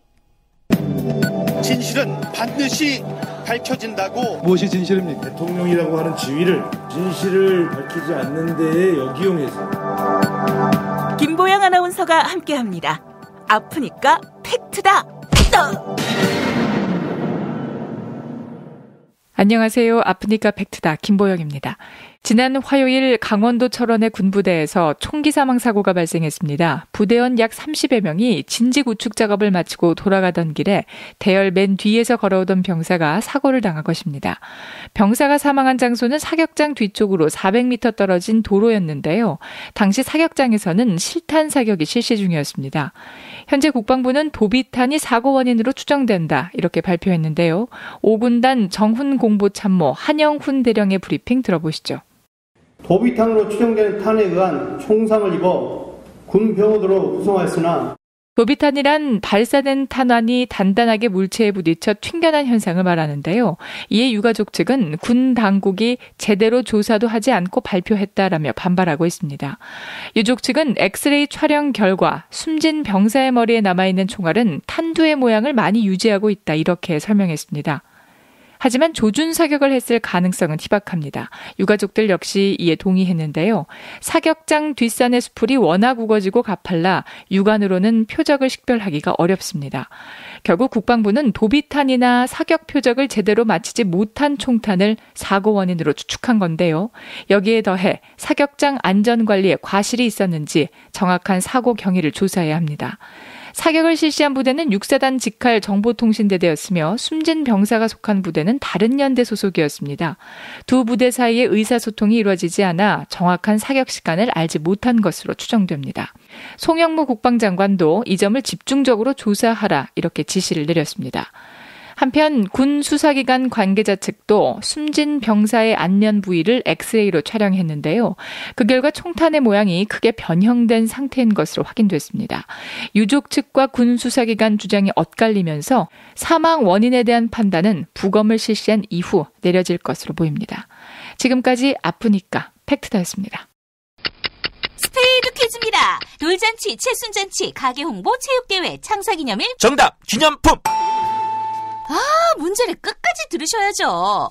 이럴 때 사용하는 판촉물이나 기념품, 답례품, 단체 선물 등을 취급하는 전문업체로서 국민을 위해 제대로 일하는 언론과 정당의 후원을 하는 판촉물 전문업체는 어디일까요? 정답! 네피알!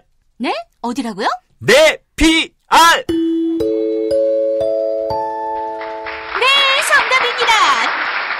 판촉물이나 단체 선물이 필요할 때 이왕이면 우리 편 회사 네피알을 찾아주세요. 인터넷 검색창에 네피아를 치시거나 032-519-4800으로 전화주시면 친절하게 상담해드립니다. 그런데 상품은 뭔가요? 네피아를 가서 고르세요. 3만 가지가 넘는 물품이 있어요. 기분 좋다고 쓴 3차 술값 20만 원. 택시에서 떨어뜨린 핸드폰 액정 수리비 15만 원. 내 옆 나란히 누워있는 피카츄 인형 5개. 문자 목록에서 발견한 옛 여친에게 보낸 문자. 자니? 그렇게 싫어한 건 아니었는데 전화는 왜 한 거지, 김 부장한테? 술친구만 먹었어도! 후회하지 않게 후회할 일 없게 살아서 집까지 술친구. 재구매율과 후기가 좋은 술친구물 지금 네이버에서 검색하세요. 충남 금산의 넓은 인삼밭. 정성농장을 일군 농부아버지 이정열 씨. 자연은 노력한 만큼 내어준다. 그 자연의 마음을 알기에 정성농장을 더불어 일구는 아들 이성규 씨도 아버지에게 배운 것처럼 정직하고 또 성실하게. 정성농장 홍삼은 인삼 재배부터 가공 판매까지 모두 책임지고 있습니다. 그래서 대한민국 1등 품질을 자부합니다. 검색창에 정성농장 홍삼을 검색해주세요. 정성농장 홍삼. 전화문의는 010-9754-6972. 아, 이놈의 뱃살. 맞는 옷이 없네. 애 돌보랴 일하랴 살 뺄 시간이 없네. 다시 날씬해지고 싶어! 다이어트 전문 쇼핑몰 비타샵에서 개발한 국내산 동결건조 생식과 통곡물에 3가지 단백질과 비타민, 미네랄을 더해 만든 다이어트 전용 그린 스무디를 추천합니다. 문의는 1522-6648, 1522-6648 혹은 검색창에서 비타샵을 검색해주세요. 쇼인 침대 추석 명절 할인 이벤트 지금 바로 확인하세요. 침대가 고민을 들어준다고? 편안한 잠자리의 친구 쇼한 침대. 그렇게 편안하니? 업계 최초 2주 체험 정책으로 유명한 쇼앤 침대. 더 편한 천연 통가죽 면피 소파도 출시하였습니다. 전시 체험장으로 오세요. 더 많은 혜택이 기다립니다. 어디에 있다고? 딴지마켓에 있네. 검색창에 쇼의 침대.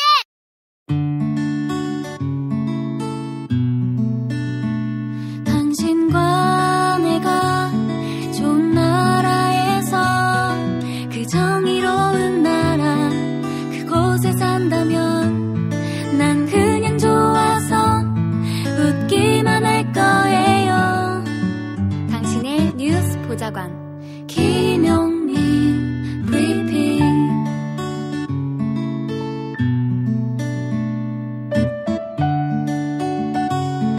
대한민국 뉴스 브리핑의 선두주자 김용민 브리핑. 계속해서 김보영 아나운서가 오늘의 날씨를 전해드립니다.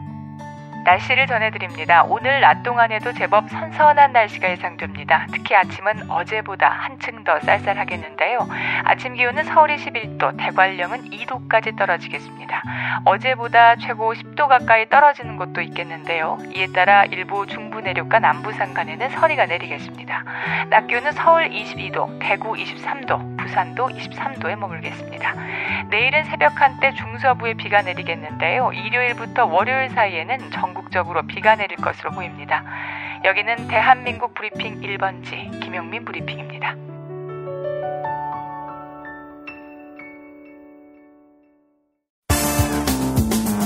오늘을 읽는 책, 문학평론가인 국민대학교 국문학과 정선태 교수와 함께합니다. 정선태 교수님과 함께하겠습니다. 교수님. 네, 안녕하세요. 네, 시가 있는 금요일, 시가 있는 명절 시작 기대가 됩니다. 네, 그렇습니다.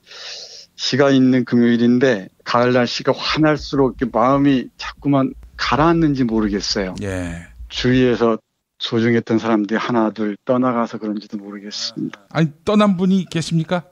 하나 둘씩 떠나네요. 아무런 얘기도 없이. 아이고.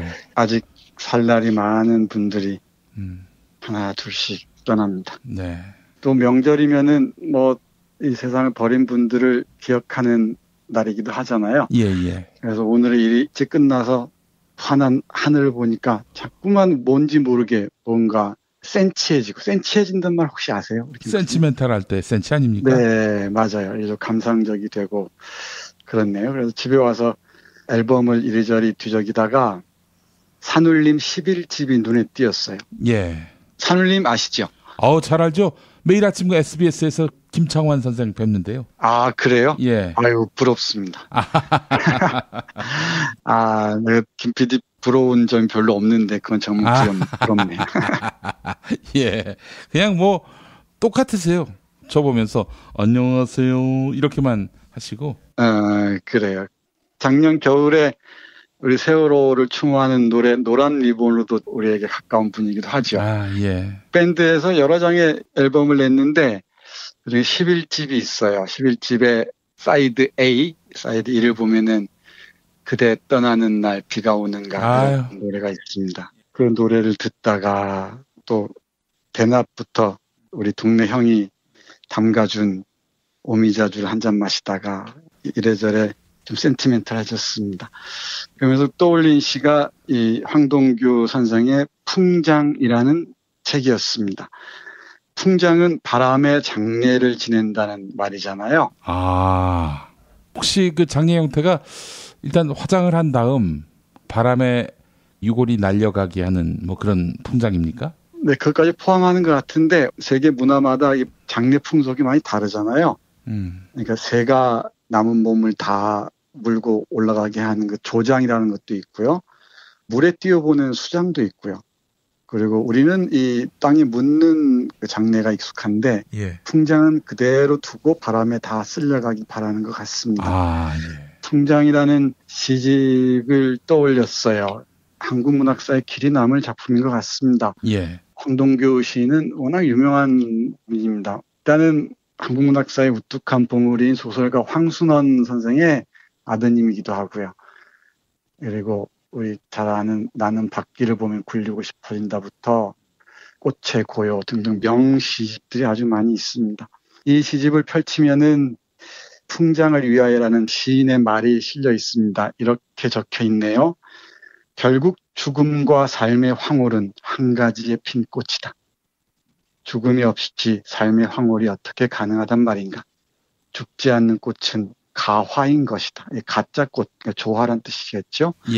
그리고 삶의 황홀이 없다면 죽음을 맞아 끝나는 삶, 그 삶의 끝남이 무슨 의미를 지닌단 말인가. 이렇게 이어지는데 이 시집에는 풍장이라는 제목의 연작시 70편이 실려 있습니다.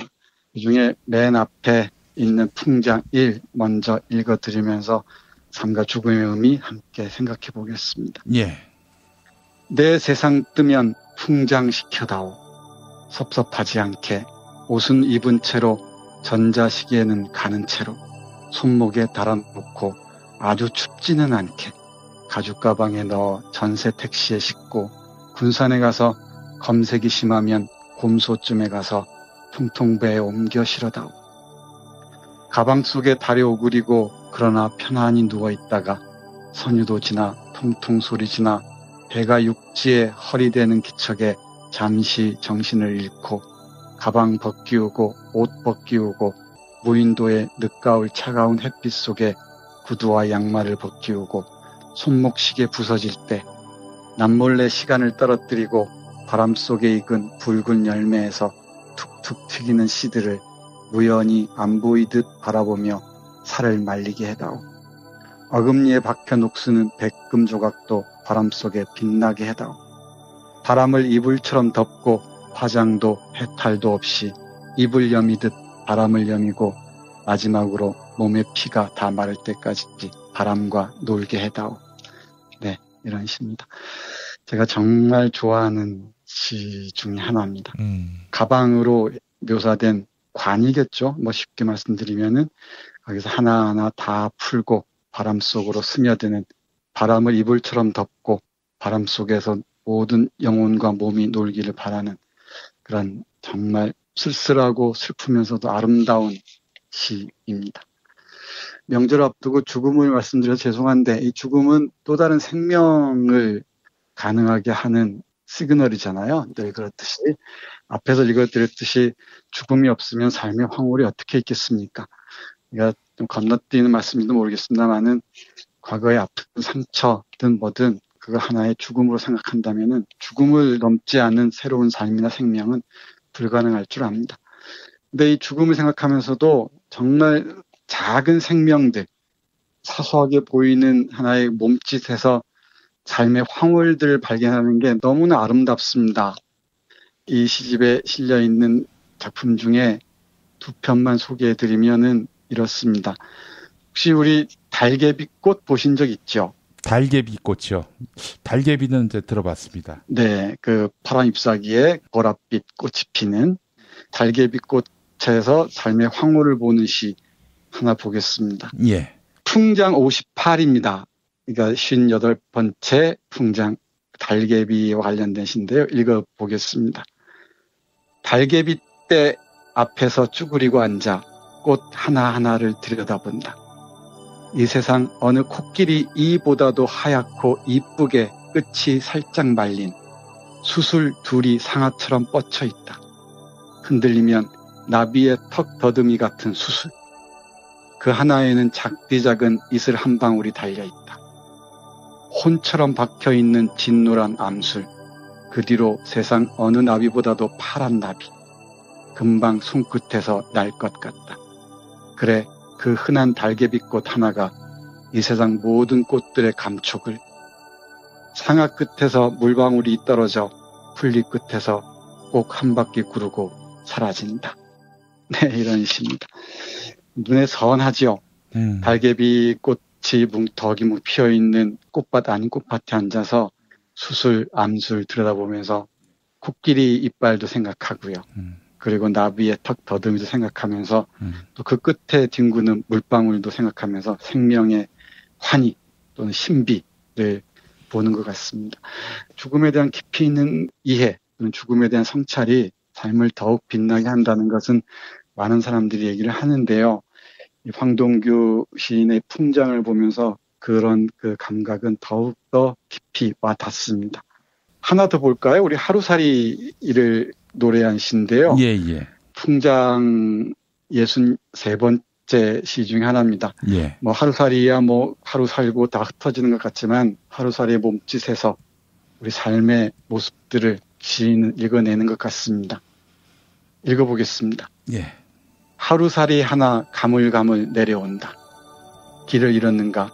생각에 잡혔는가? 발 헛디뎠는가? 혼자 헛것처럼 가물가물 돌며 내려온다. 하루살이 떨어져 점 위로 풀잎 한 장 가벼이 날려온다. 혈관 알맞게 마른 풀잎 한 장 날려온다. 풀잎이여 하루살이의 얼굴을 덮어다오. 그의 귀와 귀 사이를 덮어다오. 그의 죄금한 입술과 입술 사이에 숨을 덮어다오. 그의 삶의 느낌을 덮어다오. 이 하루살이를 덮어다오. 네, 이렇게 끝나는 시입니다. 뭐 인생이 길게 보면은 어쩌면 하루살이인지도 모르죠. 달개비꽃이나 하루살이나 우리 삶의 하나하나의 흔적들을 생각하시면서 읽으면 죽음을 통해서 삶이 더 황홀하게 빛나는 모습을 생각하실 수 있을 것 같습니다. 제가 이렇게 강력하게 추천하는 책들이 많지는 않아요. 책을 하루에 하나씩 소개해드리면서도 예. 그리고 시사 브리핑이어서 이렇게 센티멘탈한 책들이나 이런 시들은 소개해드리고 싶지 않은데 오늘은 제 감정에 취해서 풍장이라는 시집에 기대서 죽음과 삶의 거리 함께 생각해봤습니다. 예. 그리고 명절 때 이 성묘를 가면 늘 죽음을 생각하게 되잖아요. 예. 모든 명절이라는 게 특히 추석이라는 게 조상을 찾아보는 날이기도 하지만 삶과 죽음의 경계에서 황홀하게 빛나는 그 코스모스의 이 몸짓도 함께 떠올리는 그런 날이라고도 생각합니다. 죽음이 있어서 삶이 있다는 것을 또다시 생각할 수밖에 없네요. 풍장 이 시를 읽다 보니까 뭐 한 문장도 같은 문장이 없지만은 노무현 대통령 유서를 읽는 듯한 느낌이 듭니다. 마을에 작은 비석 하나 세워라. 뭐 이 말씀이 생각이 나고요. 예. 네, 황동규 시인이 그 사물에 대한 아주 깊은 성찰도 보여주고 대단히 지성적인 언어로 이 삶을 묘사하기도 하지만 7, 80년대에는 억압적인 사회 환경 속에서 서정적으로 억압에 저항하는 시들을 쓰기도 했죠. 예. 우리 시사에 아주 정말 빛나는 시인이라고 저는 말씀드릴 수 있을 것 같습니다. 예. 오늘 햇빛과 함께 놀다가 이 오미자 주도 잠깐 맛보다가 베란다에 앉아 있는데 베란다 앞에 배롱나무가 한 그루 있어요. 예. 그 배롱나무 꽃이 하나 둘 지고 있는 풍경을 보면서 제가 끼적인 것도 있는데 우리 추석 삼아 뭐 시라고는 할 수도 없고요. 제가 끼적인 짤막한 글 하나 우리 청취자 여러분들께 추석 뭐 선물이라면 선물로 보내드리고 싶습니다. 아이고 교수님 창작시 오늘 나온 따끈따끈한 시 기대가 됩니다. 예. 부끄러워요. 네, 한번 읽어보겠습니다. 제목은 가을 쉼표 눈물입니다. 예. 가을 눈물. 내 세상 뜨면 풍장시켜 다오라고 가만 노래하는 황동규의 풍장을 읽다가 더벅머리 동네 형이 정성스레 담가준 오미자준을 한 잔 마시다가 문득 생각나 산울림 11집 그대 떠나는 날 비가 오는가를 듣다가 엊그제 만난 듯 눈에 선한 풍경 소리에 애달픈 웃음을 생각하다가 쓸쓸히 생각하다가 모든 게 꿈인 것을 이 모든 게 꿈이었으면 마지막 꽃잎 간신히 붙들고 있는 베란다 배롱나무에 빌다가 간절히 빌다가 이런 시입니다. 아, 너무 좋습니다, 교수님. 예. 뭐 아마추어 간 거니까 양해해 주시고요. 우리 청취자 여러분들 밝은 명절, 환한 명절 잘 보내시고 또 우리 대한민국의 앞날도 요즘 그 맑은 하늘처럼 환하기를 함께 기원해 주시길 바랍니다. 예. 자, 교수님, 추석 연휴 동안 아무 생각 없이 괜찮은 소설책 한 권 읽어보고 싶다 하시는 분들에게 추천해 주시죠. 제가 다음 주쯤에나 소개해 드리려고 했는데 예. 제가 요즘에 푹 빠져서 있는 독일의 작가가 있습니다. 예.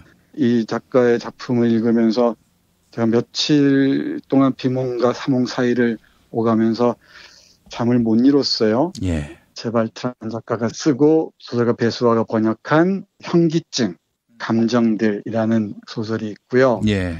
조금 더 여유가 있으시면은 토성의 고리까지 함께 읽어주시면 좋을 것 같습니다. 예. 하나하나 여행을 하면서 떠오르는 상념들을 여러 가지 상상력과 역사적인 사연들을 함께 엮어놓은 정말 아름답고 멋지고 깊이 있는 그런 소설입니다. 한번 꼭 읽어보셨으면 좋겠습니다. 예, 배수아가 번역한 현기증, 감정들. 알겠습니다. 이 책을 소개해 주셨습니다. 저도 쉬는 동안에 꼭 한 권 읽어보겠습니다.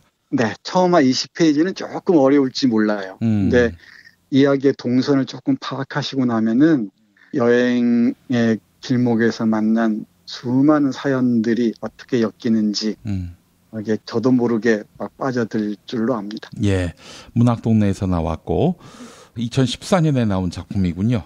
현기증 감정들 추천해 주셨습니다. 교수님 한 주 동안 잘 쉬시고요. 저희 다음 주에 뵙도록 하겠습니다. 교수님 감사합니다. 네, 우리 애청자 여러분들 추석 명절 잘 보내시기 바랍니다. 고맙습니다.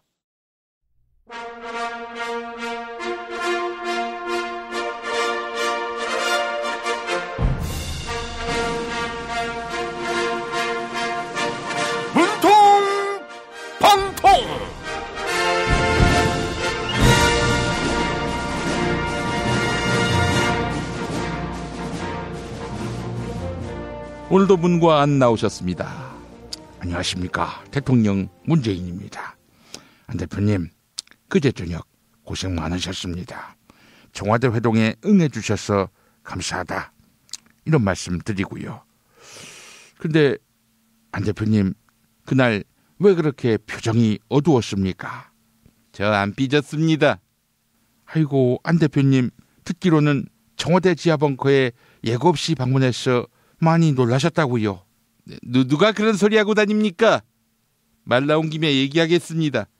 청와대 벙커로 불리는 국가안전보장회의센터에 방문했으면 중간 상석에 나를 한번 앉혀줘야 하는 거 아닙니까?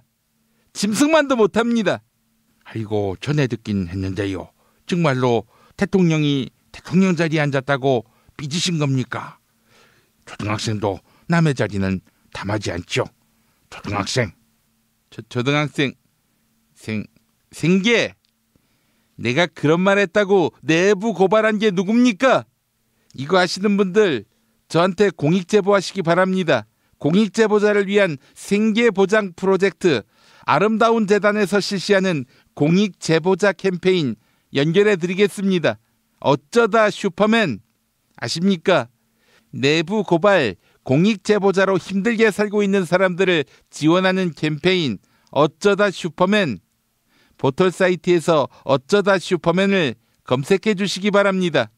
초등학생에서 생계. 네, 안 대표님이 끝말잇기 시작하셨습니다. 자, 대통령님 차례네요. 생계. 계기. 어제 국군의 날 행사에서 저는 그만 눈시울을 붉혔습니다. 저는 국군의 날 행사를 계기로 우리 젊은 장병들의 안전을 다시 한번 생각하게 됐습니다. 장병 여러분, 국방 업무를 책임지는 것 말고도 매우 중요한 일이 있죠. 자신이 귀한 사람임을 잊으면 안 됩니다. 기준. 소중한 사람의 기준이 대체 뭡니까? 안철수도 귀한 사람입니다. 정의당 이정미 대표가 저를 대북 특사로 추천했습니다.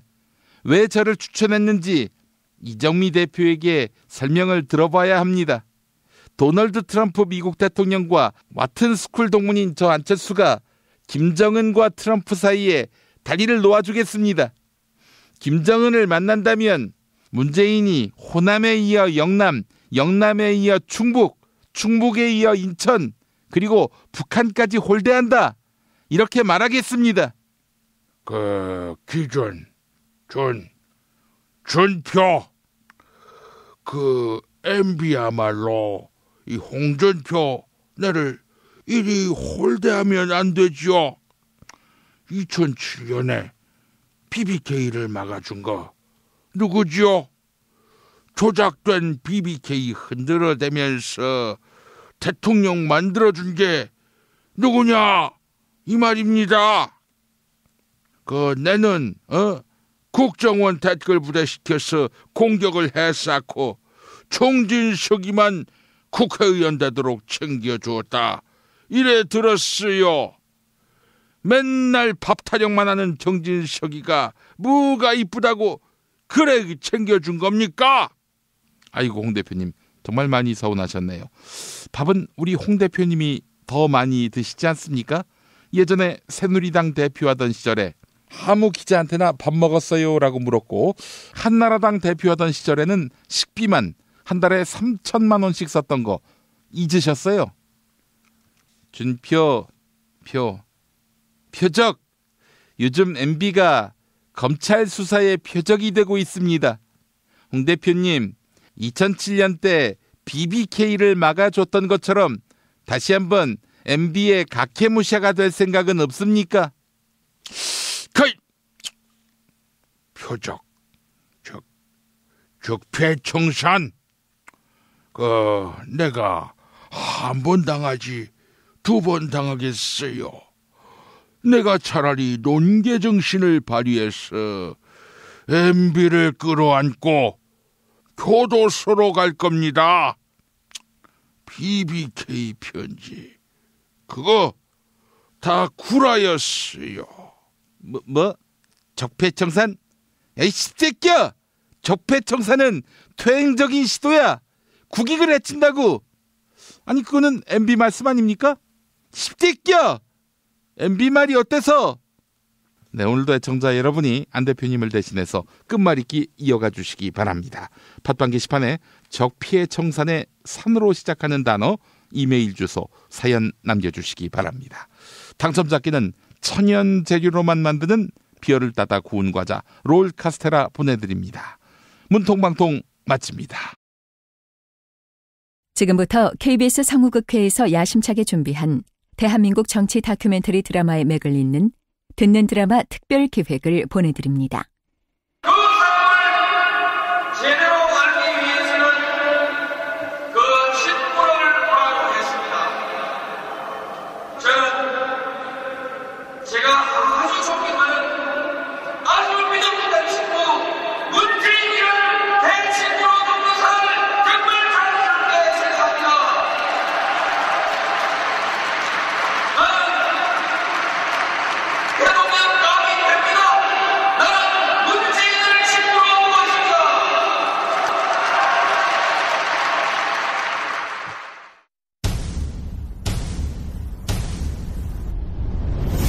듣는 드라마 특별기획 그들의 나라 제2화 그 사람 노무현 극본 이영미 연출 김성태 19번째입니다.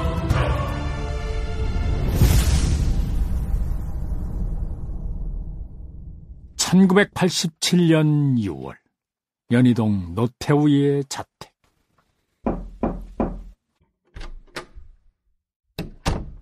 의원님. 박철원이. 박철원. 이후 육공의 황태자로 불리며 대북 특사로도 활동한 바로 그 인물. 50 당시 청와대 정무비서관, 국가안전기획부장, 특별보좌관 등을 지내면서 언제나 노태우를 보좌했던 지략이 넘치는 인물이었다. 청와대 들어갔다 오셨다면서요? 대통령이 겁먹은 것 같아. 무슨 말씀입니까? 난국 타계에 자신감을 잃은 것 같더라고. 직선제를 바짝하네. 부사에 아무래도. 그래, 부산이 문제야. 옛날에 4.19 때도 그랬고 11.6 때도 그랬고 부산이 움직이면 이게 막 꼭 뒤집어지고 그러더라고. 대표님. 옳게 보신 깁니다. 딴 데도 아니고 부사입니다. 이번에는 안 쉽습니다. 그걸 알기 때문에 각하께서도 군 투입 결정 못 하신 거 아니겠습니까?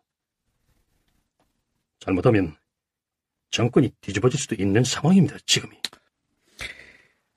그럼 이 상황에서 내가 우야면 좋겠노? 각하는 뭐라 계십니까?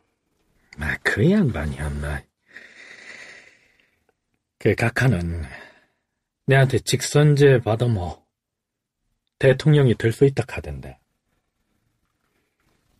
객관적 상황을 말씀드리면 지금 대표님만큼 똥줄 타는 사람이 가까이 깁니다. 당신이 이 정권 왜 잡았습니까? 정권이 바뀌가 과거 당신이 한 일에 대한 평가라도 있게 되모. 그러니까 각하도 어떻게든 정권을 안 넘기줄라 할 기다, 이 말이야? 철현이 생각이 그래? 그렇습니다. 요는 민정당 대선 후보 노태우, 그게 흔들리지 말아야 합니다. 한때 노신영이 장세동이. 그러니까 그 새끼들하고 내하고 지 손바닥 위에 올려놓고 이놈이 나을까 저놈이 나을까 얼마나 졌는 말이다. 그 생각하면 내 진짜 짜증이 난다고. 대통령 직선제를 받는다 하면 이번 결단은 전두환의 것이 아니라 전적으로 노태우의 것이 돼야 합니다. 국민이 원한다면 대통령 직선제, 오케이, 받아들인다. 국민들이 원한다면 김대중 씨 사면뿐만 아니라 복권도 한다. 나 노태우는 전두환이하고 같은 군인 출신이지만 전두환이하고는 질적으로 다른 인물이다. 노태우는 민주적인 인물이고 국민 여러분과 같은 보통 사람이다. 그걸 국민들한테 인식을 시켜야지요. 아니, 이제 나는 전두환이하고는 다르지. 근데 내가 말하자면 12도 같이 했고 이후에 쭉 행보를 같이 해왔는데. 정치는 대표님 이미지입니다. 어떤 이미지를 국민들한테 각인시키느냐 그겁니다. 그리고 무엇보다 김영삼, 김대중이 싸운다고 했을 때 야권편은 갈라집니다. 아하, 승사이 있다. 그렇기 때문에 김대중은 반드시 사면되고 복권되어야 하는 겁니다. 그럼 철원이가 종합적인 방안을 한번 마무리해봐. 예. 1987년 6월 29일 이장한 각오로 역사와 국민 앞에 서게 되었습니다. 그러면은 이제 저의 구상을 주저없이 말씀드리겠습니다. 이 구상은 대통령 가깝게 건의를 드릴 작정이고 당원 동지 그리고 국민 여러분의 뜨거운 뒷받침을 받아서 구체적으로 실현시킬 본인의 결심입니다. 첫째, 여야 합의하에 조속히 대통령 직선제 개헌을 하고 새 헌법에 의한 대통령 선거를 통해서 88년 2월 평화적인 정부양을 실현하도록 해야 하겠습니다. 이후 6.29 선언으로 명명되는 바로 그 역사적 선언이 터져나온다. 대한민국 민주주의의 중요한 전환점이 되는 이날의 선언 이면에는 당시 신군부의 정치공학적 계산이 깔려 있었던 것으로 보인다. 그리고 이때 노무현은 그때 노태우 민정당 대표가 대통령 직선제 개헌 수용과 양심수 석방 등을 담은 6.29 선언을 발표했습니다. 야당이 장외투쟁을 중단하자 시민들의 시위 참여도 수그러들었습니다. 그런데 저는 더욱 바빠졌습니다.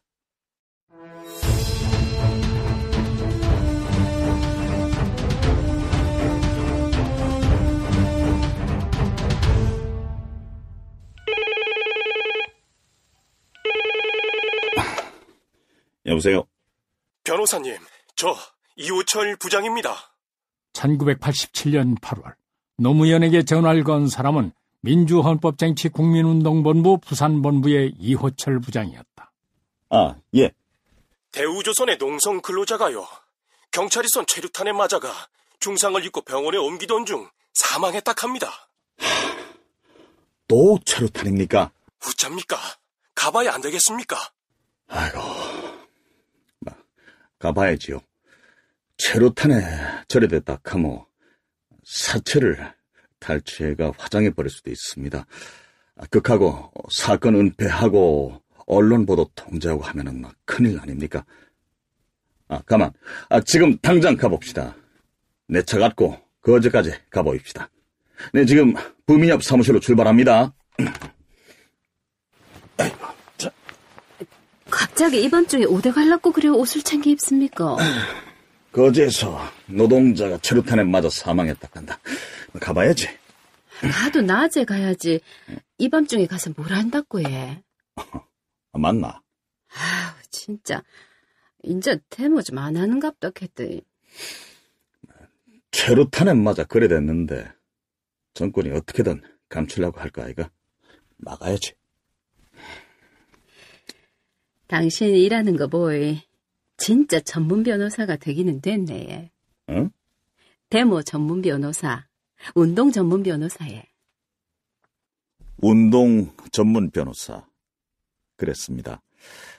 나는 항상 어떤 분야에 전문성을 가진 전문 변호사가 꿈이었는데 어느새 운동 전문 변호사가 돼 있었던 겁니다. 특히 6.29 선언 이후 87년 7월과 8월에는 노동자 대투쟁이 있었습니다. 운동 전문 변호사 중에도 저는 아마 노동운동 전문 변호사였을 겁니다. 1987년 6월의 시민혁명은 대한민국이 민주화되는 과정의 중요한 전환점이 됐다. 억눌림 당했던 민주화에 대한 국민들의 욕구는 번물처럼 터져나왔고, 특히 가장 두드러진 변화는 노동운동 쪽이었다. 유신에서 제5공화국으로 이어진 독재정권 시절엔 노동의 가치는 제대로 인정받지 못해 왔었다. 그런 가운데 제5공화국에서는 삼저가 바탕이 된 경기 호황을 맞으면서 경제 주체로서 노동자들의 자각이 증폭되어 왔고, 노동의 가치를 정당하게 받겠다는 노동자들의 요구가 번물처럼 터져나오던 때였다. 그런 분위기 속에서 거제도 대우조선 시위가 있었고, 불행히도 시위 도중 노동자 이석규 씨가 체류탄에 맞아 사망하는 사건이 벌어진 것이다.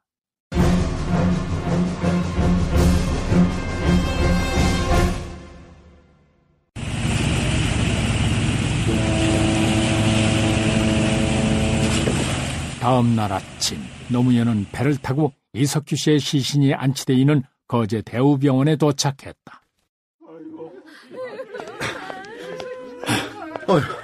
변호사님.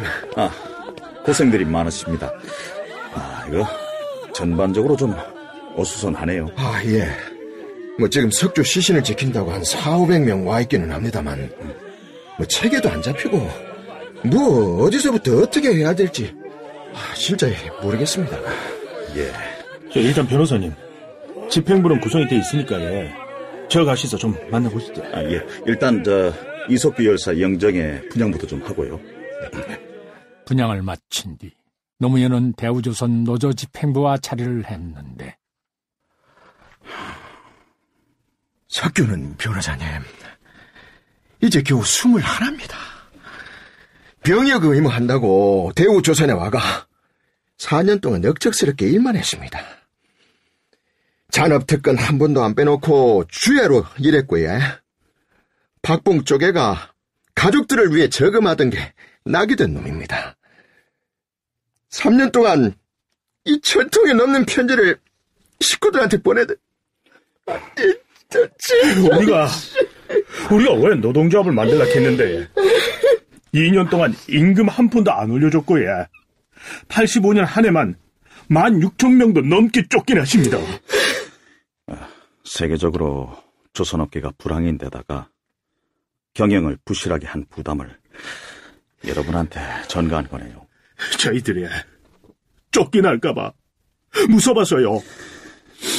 2년 동안 찍소리 못하고 일했던 게 박봉에 노동력 착취 당하면서도 찍소리 못하고 일했던 게 너무 억울해가 노동조합 만들라 했던 겁니다.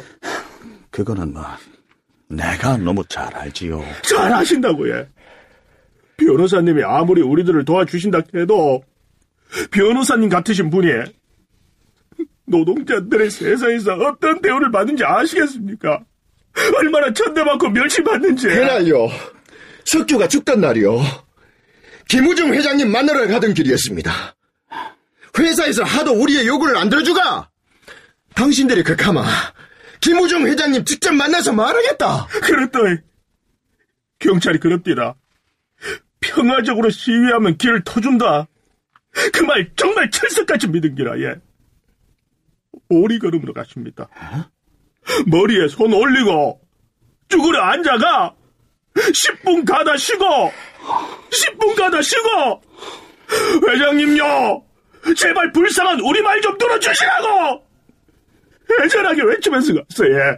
그 더운 날에 오리걸음으로요? 그 사람들한테 우리가 사람입니까? 우린 가축입니다. 그래 사람처럼 한번 살아보겠다고. 그때 경찰이 체류탄 쏘고, 그것도 즉사로 쏘깁니다. 알겠습니다. 제가 함께 해드리게...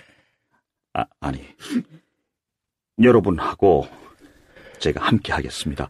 일단 내가 보기에 여러분들은 지금 너무 감정적입니다. 흥분해 있어요. 이런 경우에 자칫 예기치 않은 상황이 발생하면은 결국 불리해질 수가 있으니까 먼저 노조 집행부가 확실하게 주도권을 잡고 일을 해 나가주셔야 합니다. 그리고 무엇보다 노사간의 문제, 이 사건이 발생하게 된 노사간의 문제부터 해결해야 합니다. 이 문제를 해결하고 그리고 이제 장례를... 변호사님, 석규가 죽었습니다. 석규의 죽음을 노사협상하고 연기시키려고요. 그래는 못합니다. 좀 사람이 죽었는데 그거를 우리 이익으로 이용한다 싶어가 너무 인간적으로 야박한 짓이라 생각할 수 있는데, 그러나 노사 문제가 해결되지도 않은 상태에서 장례를 치른다 생각해 보이소. 저치 장례식 때에는 또 한 번에 예상치 못한 사태가 벌어질지 모릅니다. 이런 문제일수록 냉정하게 접근해야 합니다. 예, 일단 알겠습니다. 장지는요? 이한열 열사가 묻혀있는 광주 망월동 5.18 묘지로 가자. 전태일 열사가 묻혀있는 서울 모란공원으로 모시자, 이런 상황입니다. 가족하고는 얘기가 됐습니까? 장례 절차 일체를 노조 집행부에 일임한다 했습니다. 그리고 변호사님. 네. 내일이요. 부검이 있는데, 함께 좀 계셔주시면 안 되겠습니까? 시신 부검에 참여해달라고요? 변호사님, 오늘 밤에 부산에 가셔야 내일도... 우리는요, 군 권력을 믿을 수 없습니다. 시신에 무슨 짓을 해가 진실을 왜곡할까 두렵습니다. 변호사님, 같이 계셔주시면 안 되겠습니까? 알았습니다. 함께 하겠습니다.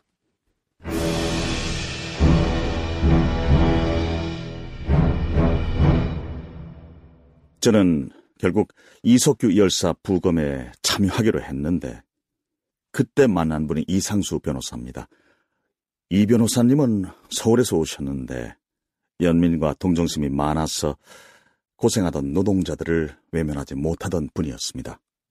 이때 노무현과 인연을 맺었던 이상수는 참여정부 시절 대한민국 제22대 노동부 장관으로 활동하면서 국가의 고용지원 및 직업교육 사업을 대폭 강화하는 등의 일을 하게 된다.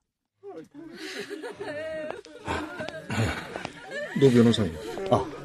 이상수 변호사님. 부검 참여 다 하셨습니까? 아이고, 이게 너무 참혹해가 중간에 나왔습니다. 이석규 열사는 최루탄을 직사로 맞았네요. 죽이려고 작정을 한 게 아니면 어떻게 이렇게... 아이고... 이 변호사님. 예. 이 변호사님은 고대 법대에 나왔다 했죠? 예. 근데 갑자기 그거는 왜? 고대 법대 나와가 변호사다 하면은 우리나라에서 그래도 살만하다 싶은 상위 몇 프로 안에 들지 않겠습니까? 예, 그럴 수도 있죠. 이번에 죽은 이석규 씨는 중학교 나왔습니다. 박봉에 시달렸고요. 우리가 저분들을 돕는다고 하지만 진짜 절박하게 저분들의 속사정까지 안닥할 수 있을까요? 갑자기 그 말씀은? 얼마 전에 만난 노동자가 저한테 극합디다. 그래도 변호사 아니냐고. 자기들이 세상에서 어떤 대접받고 사는지 아느냐고. 세상은, 적어도 대한민국 세상은요, 자본을 가진 자와 그렇지 않은 자와의 간극이 너무나 견고합니다. 그거를 노동조합 만들고 데모를 하고 그런다고 바꿀 수 있을까? 그런 생각이 들었어요. 변호사님! 일리 좀 와주이소. 와요. 석규 친척이라 하는 사람이 나타나가 장지를 고향 남원으로 해가 그냥 개인장으로 치르겠다 합니다. 예? 그렇게 되면 석규의 이 억울한 죽음이 그냥 개인적인 문제로 묻히고 마는 거 아닙니까?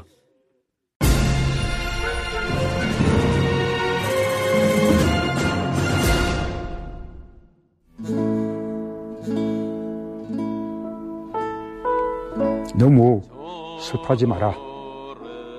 삶과 죽음이 모두 자연의 한 조각 아니겠는가. 미안해하지 마라. 누구도 원망하지 마라. 운명이다. 화장해라. 그리고 집 가까운 곳에 아주 작은 비석 하나만 남겨라. 오래된 생각이다. 비바람 맞고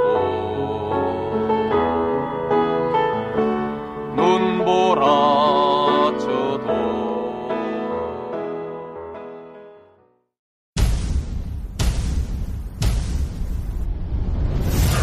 듣는 드라마 특별기획 그들의 나라 제2화 그 사람 노무현 이영미 극본 김성태 연출 19번째였습니다.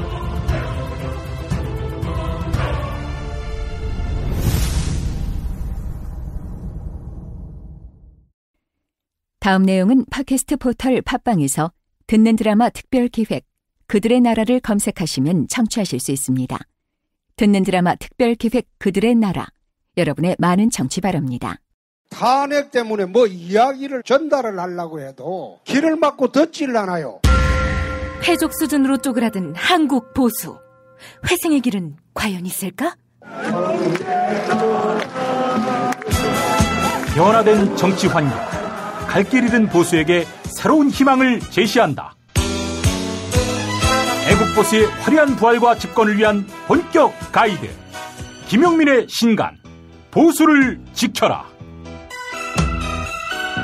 진중권도 투표하는 보수 정당. 광주에서도 일당이 될 수 있는 보수 정당. 젊은이들의 입당이 줄을 잇는 보수 정당. 언제까지 민주당 정의당을 부러워만 할 것인가? 부러우면 진다니까? 자유한국당 당원 김용민이 쓴 보수를 지켜라. 이김에서 나왔습니다.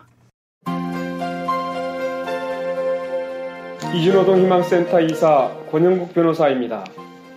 이주노동 희망센터는 동남아시아 저개발 국가의 이주노동자들과 함께하고 있습니다.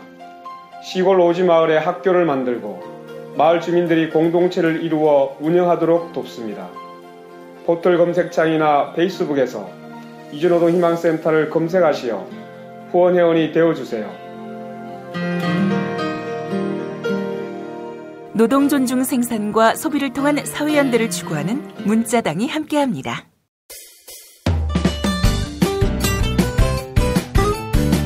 뉴스 포렌멜리로 이어갑니다. 팔로워 86만이 넘는 김용민 트위터 계정에서는 매일 설문조사가 진행되고 있습니다. 이명박 정부 당시 국정원과 국군사이버사령부가 정치 공작을 벌였다. 이런 의혹에 대한 검찰 수사의 칼끝이 이명박을 향하고 있습니다. 이에 이명박이 자신의 SNS에 입장을 밝혔습니다.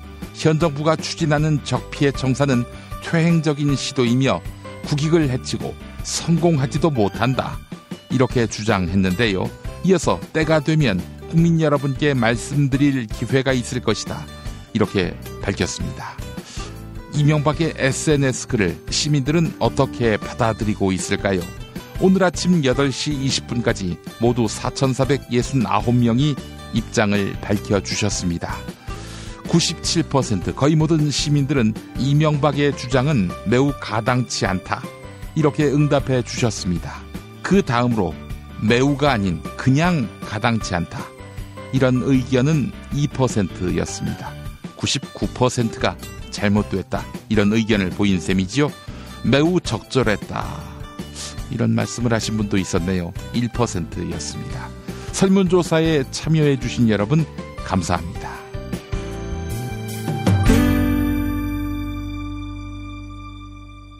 팟캐스트 포털 팟빵의 김용민 브리핑 게시판에 올라온 사연 일부 소개하겠습니다. 허윤호님, 이명박은 건강하니까 테니스를 치는 겁니다. 감방에서 오래오래 살 수 있겠네요. 라고 하셨고, 김민건님, 이명박 결국 구속될 사람이 감히 누구를 평가합니까? 라고 하셨고, 살아있는 돌림, 저수지에 묻힌 돈과 그 주인을 꼭 정리해야 합니다.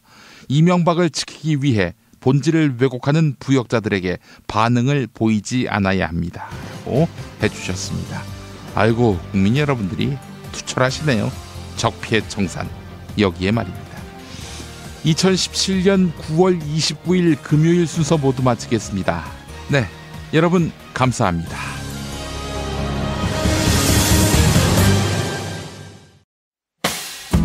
김용민 브리핑과 함께한 시간 어떠셨어요? 다음 시간에도 보다 바르고 알차며 즐거운 정보로 여러분을 찾아가겠습니다. 팟캐스트 포털 팟빵에서 다운로드하기, 구독하기, 별점 주기, 댓글 달기로 응원해주세요. 잊지 마세요. 다운로드하기, 구독하기, 별점 주기, 댓글 달기.